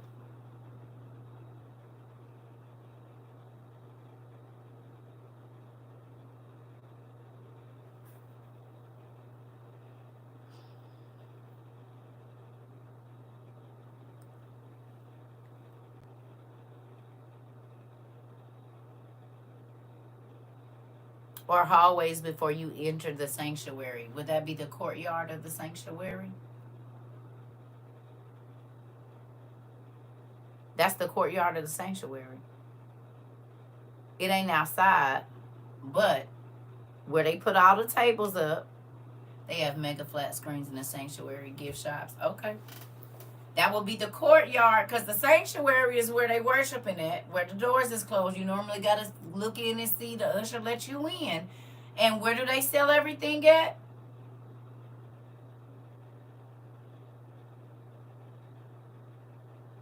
They call it the something hall, the fellowship hall. Sometimes they call it the fellowship hall. Sometimes it's the vestibule. Sometimes it's the foyer.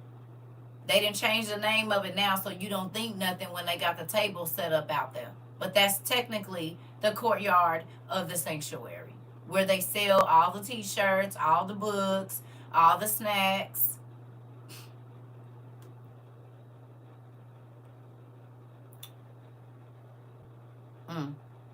Ain't that crazy? If you go look up how the temple was set up, my old synagogue of Satan had a card reader and a cash app. You had no excuse not to give, auntie.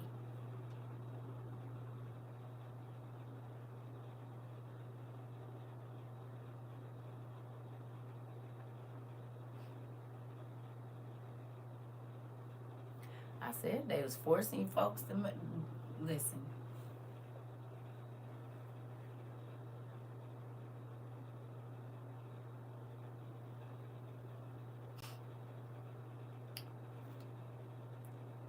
I know.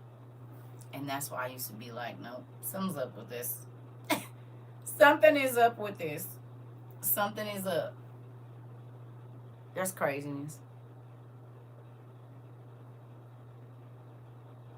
Well, he said he made it a den of robbers, and they make the woman who shamelessly plugs her book into a popular bishop in Detroit. Uh-oh. So look at this. Think about this, right?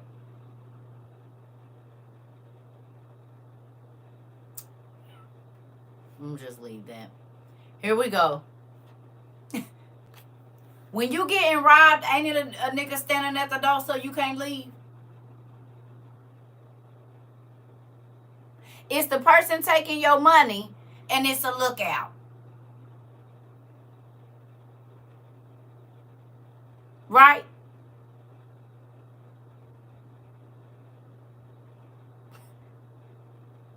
So the pastor and the people got it.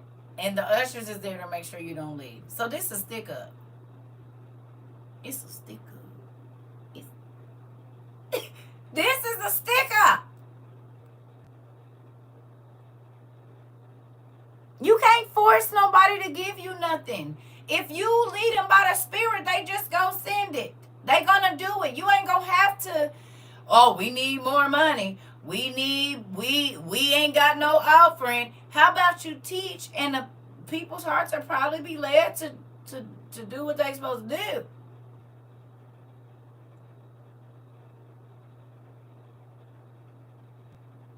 You said they take up offering more than one time. Listen. Right. Amen. All right. So the pastor started trying to get rid of Jesus when he told him he don't want them selling nothing in the church. The church guards lock the doors. You have to give 25 cents or more to get out. To look outside, one in the entry door and one in the hallway at the bathrooms. Auntie, so they making sure they do offering before they preach, right? It's highway robbery. It definitely is. Crazy. So what if I don't like your preaching? Can I have my money back? Since I paid for this service, can I get my money back? $25 or more. Interesting. What if I didn't like the sermon? Can I get my money back? Is there a refund policy? Or what if it didn't bless my life? Can I get my money? I'm going to need that back out of that. I'm going to need that back. Because that message wasn't what I paid for. I paid $750 before I ever heard a word preached, thinking I was about to get me some super heavenly, supernatural download, babe. And it was... I thought Cat in the Hat was up there talking to me. Well, my 4-year-old could have preached that message. Moving on. My pastor would start off, with a man robbed God. Oh my God, I know all about it. If you can't leave, that's being kidnapped. But it's also what's the name? What is it? It's like I said, it's robbery. You robbing people if you don't let them leave before they give you something. That's robbery. Give me all you got. Give me all your money. You ain't got $100. Give me $50. You ain't got $50. Give me 25. You ain't got 25. Give me 10. You ain't got 10. Give me 5. You ain't got 5. I want all the change out your pocket, nigga. That's a stick up. What else you got? Check your other pocket. Dump your socks out. You got something deep in there. Crazy. False arrest. Come on. That part. If God, moving on. I'm just going to leave it. Excuse me. Okay. It says, when evening came, Jesus and his disciples went out of the city. In the morning, as they went along, they saw the fig tree withered from the roots. And Peter remembered and said to Jesus, Rabbi, look, the fig tree you cursed has withered. And he said, have faith in God. Jesus answered, truly, I tell you, if anyone says to this mountain, go throw yourself into the sea, and does not doubt in their heart, but believes that what they say will happen, it'll be done for them. Therefore, I tell you, whatever you ask in prayer, believe that you have received it, and it will be yours. And when you stand praying, if you hold anything against anyone, forgive them, so that your Father in heaven may forgive you of your sins. Then they arrived in Jerusalem, and while Jesus was talking in the temple courts, the chief priests, the teachers of the law, and the elders came to him. By what authority are you doing these things? They asked. And who gave you authority to do this? Jesus replied, I will ask you one question. My daddy, he is that dude. He said, answer me and I will tell you by what authority I'm doing these things. He said, John's baptism, was it from heaven or from human origin? Tell me. They said, who gave you authority to do all this stuff that you're doing? Who gave you authority to teach? Who gave you authority to preach? Who gave you authority to lay hands? Who gave you authority to do this? Who ordained you? These is the pastors and the ministers and the bishops, are they not? The religious leaders and the leaders of the law. These is the pastors, the Jewish priests, the ministers. They always asking somebody, well, who told you God told you to preach? Well, who ordained you? The church folks is always saying that. And Jesus said, if you can tell me if John's baptism was the baptism of heaven or of human origin of the earth, then I'll tell you who gave me the authority.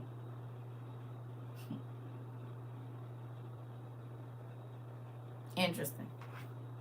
They discussed it among themselves and said, if we say from heaven, he will ask them, why didn't you believe him? But if we say of human origin, they feared the people, for everyone held that John was really a prophet. So they answered Jesus, we don't know. Jesus said, neither will I tell you by what authority I'm doing these things. He said, well, if you don't know, it ain't even no sense in me trying to explain to you who told me to do it. Move on. Again, you asking about stuff that's above your pay grade. You see it? He said, if you can tell me if the baptism is of the spirit or the flesh, then I'll tell you who gave me authority to do everything that I do. And they said, well, if we say the spirit, you're going to say this. And if we say the flesh, you're going to say that. So we don't know. He said, good. Then I don't got to even tell you why or who sent me or nothing. I don't got to tell you nothing. You over here just talking. You don't even want to know. Because you ain't even trying to figure out which is which first before you came up here questioning me about what I'm doing.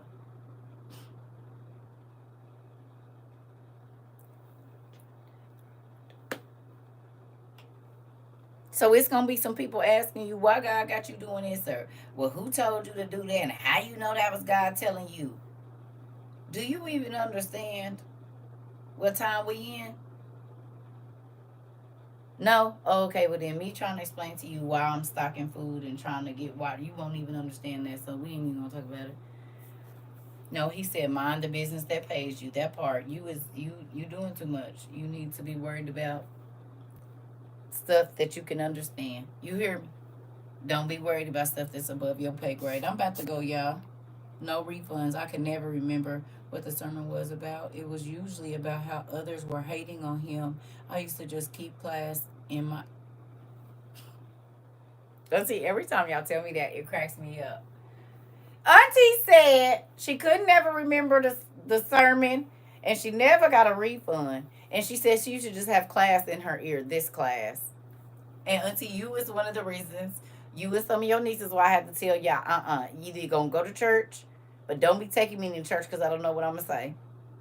The fact that y'all used to be in church listening to class, I'm in Bible study, but I'm in class. I can't type like I want to. Some of y'all used to be in Bible study in Zoom. Y'all would be at church on Zoom. No, we be cutting up in here. I said, oh, so y'all want God to get me? You can't force me to go to the house of the Lord. If I don't want to go in church, you can't force me to go. Y'all was trying to force me to go back to church. Taking me in a church, dragging me back there. Excuse me. I go to church when I want to go to church. You don't take me into church and then have me saying something I ain't supposed to be saying in church. Leave me outside. Cheating on church is how some of us survive. Look at your class. Looking at your class help.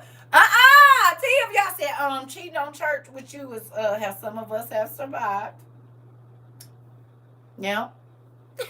I said, so y'all just gonna keep on cheating on y'all church with us. Some of us, we became the main thing. It's okay. You have a nice holiday too, Damien. Thank you. I'm about to go find me some food though. Yeah, I'm getting some indigestion, all this coffee. So I'll probably get back on a little later maybe. It's still early. My day's been starting late because y'all been keeping me up all night. So I'm not getting up till like 11 o'clock, 10, 11 o'clock. And I got to go get this stuff sent out.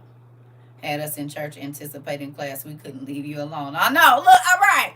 Trying to sneak and text me and stuff. Trying to see if I'm at home. Driving by my house and stuff.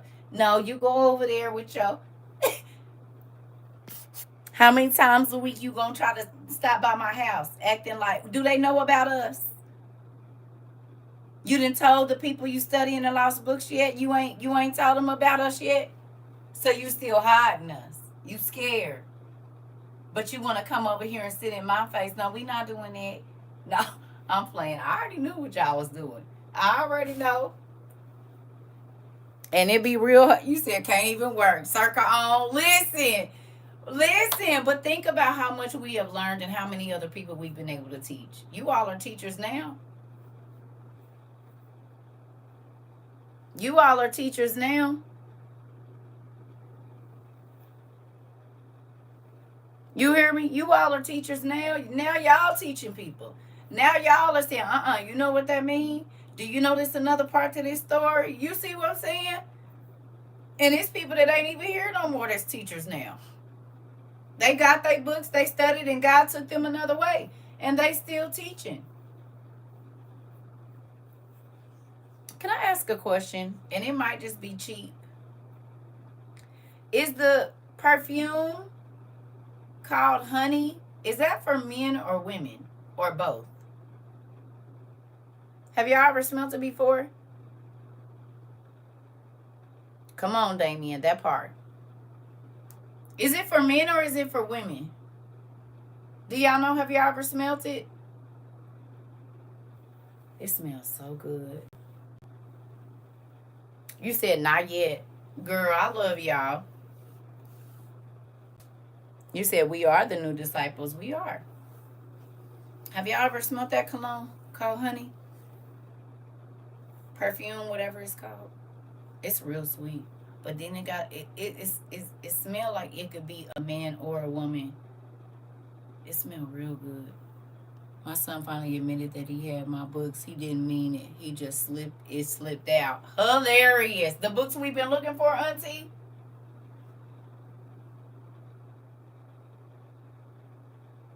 It's it's not expensive. I wear masks. Okay, so I'm gonna show it to y'all. It's not expensive, but baby, when I say it smells good, I said, oh,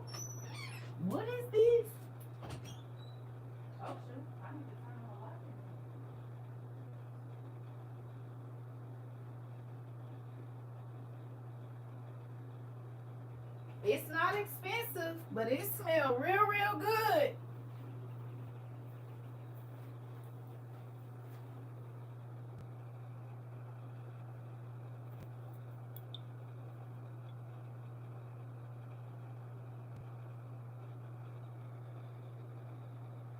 Baby, a man could wear this too.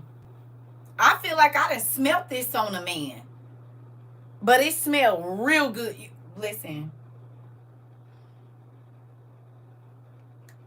It smells really good. Oh, y'all know about this? I don't know nothing about it. But baby, when I say it smells good, I'm like, it's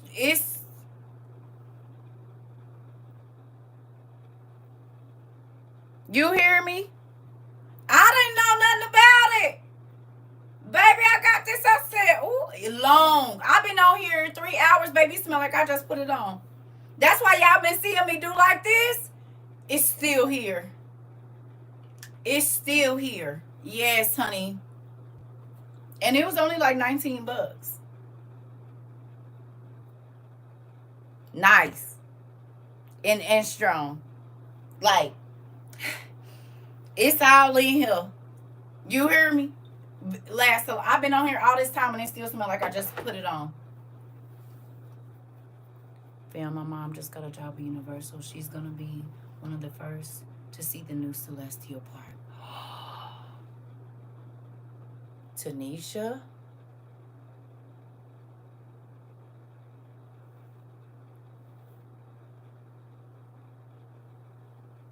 Tell your mama we want pictures. Yep, you can smell you after you leave the room. Yes, because it's still lingering in my room. It's good. It's not overpowering, and I even layered it with something else, and they smell with vanilla fields, and they smell real good together. Honey pairs well with honeysuckle bath and shower gel from bath. Oh, Auntie, I knew you was gonna know. I knew you was gonna know. I knew you. I don't know how I knew you, and I figured a couple other people, but I knew you was gonna know. She said honey pairs well with honeysuckle bath and shower from Bath and Body Works. I should have known she was gonna know.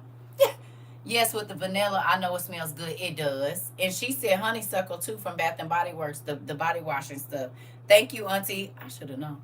It must have been on sale or you got a discount. It's usually like 40 plus. Discount, Auntie, it was $19. It was $19, Auntie. Ooh. See, I ain't never heard. I was like, oh, I wonder how that smelled. And only because it was $19. She said it's normally $40 plus. I didn't even know. Thank you, Auntie. See how you do. I told y'all everything I buy be on sale. Y'all be thinking, because God know I don't got it like, look, Dad. I want to smell nice because I don't buy myself expensive perfume. So I'm like, bet. Because I'm real funny. It can't be too flowery. It can't be too with it, because I'll spray some spray. Auntie. See, I didn't even know. I never smelled this before. Don't know nothing about the company, but I saw it and I was like, I had put it in the cart, took it out. I said, you know what? $19 is not bad, girl. And you just got sprays that don't last long. You need some cologne, some perfume and stuff. So I said I could do $19. And to find out that it normally costs double that or more, baby, listen, my toes is down here like this. Because he knew if it would have said $40 swipe, I don't got $40 to spend on one thing, not no perfume. But I want to smell good. He know me. He know my heart. He know it. I'm trying to tell you, if it ain't on sale, I ain't buying it. If it ain't, I can't. It hurt my heart. I'll put it in, take it out, and then I'll be like, forget it, I'll just wait. So then he drop it down more, and I'll be like, okay, Dad, because I can't waste no money. I don't have money like that. I cannot do that. I can't. But I'm grateful, I knew you was going. I don't know how I knew. I figured her a queen, which is so crazy. Auntie said, it pairs well with honeysuckle from Bath and Body Works, and it's normally more expensive than $19. Thank you, Auntie. Jessica McClintock was discontinuing my signature scent. I found it at Sam's for $29 a bottle. I bought all they had. I know you did. I know. I bet you did. It smells real good though, y'all. This is nice too, Auntie. It is like I said. Oh, mm-hmm. Yeah, that's it right there. That is it. And for $19, let me go put this back on my shelf, girl. There go that hip my grandbaby be pushing out because I sure just did it. Because this right here, nigga, I'm talking about, got me like, this will smell good on a man or a woman. If it, as long as they, you know, what you call them?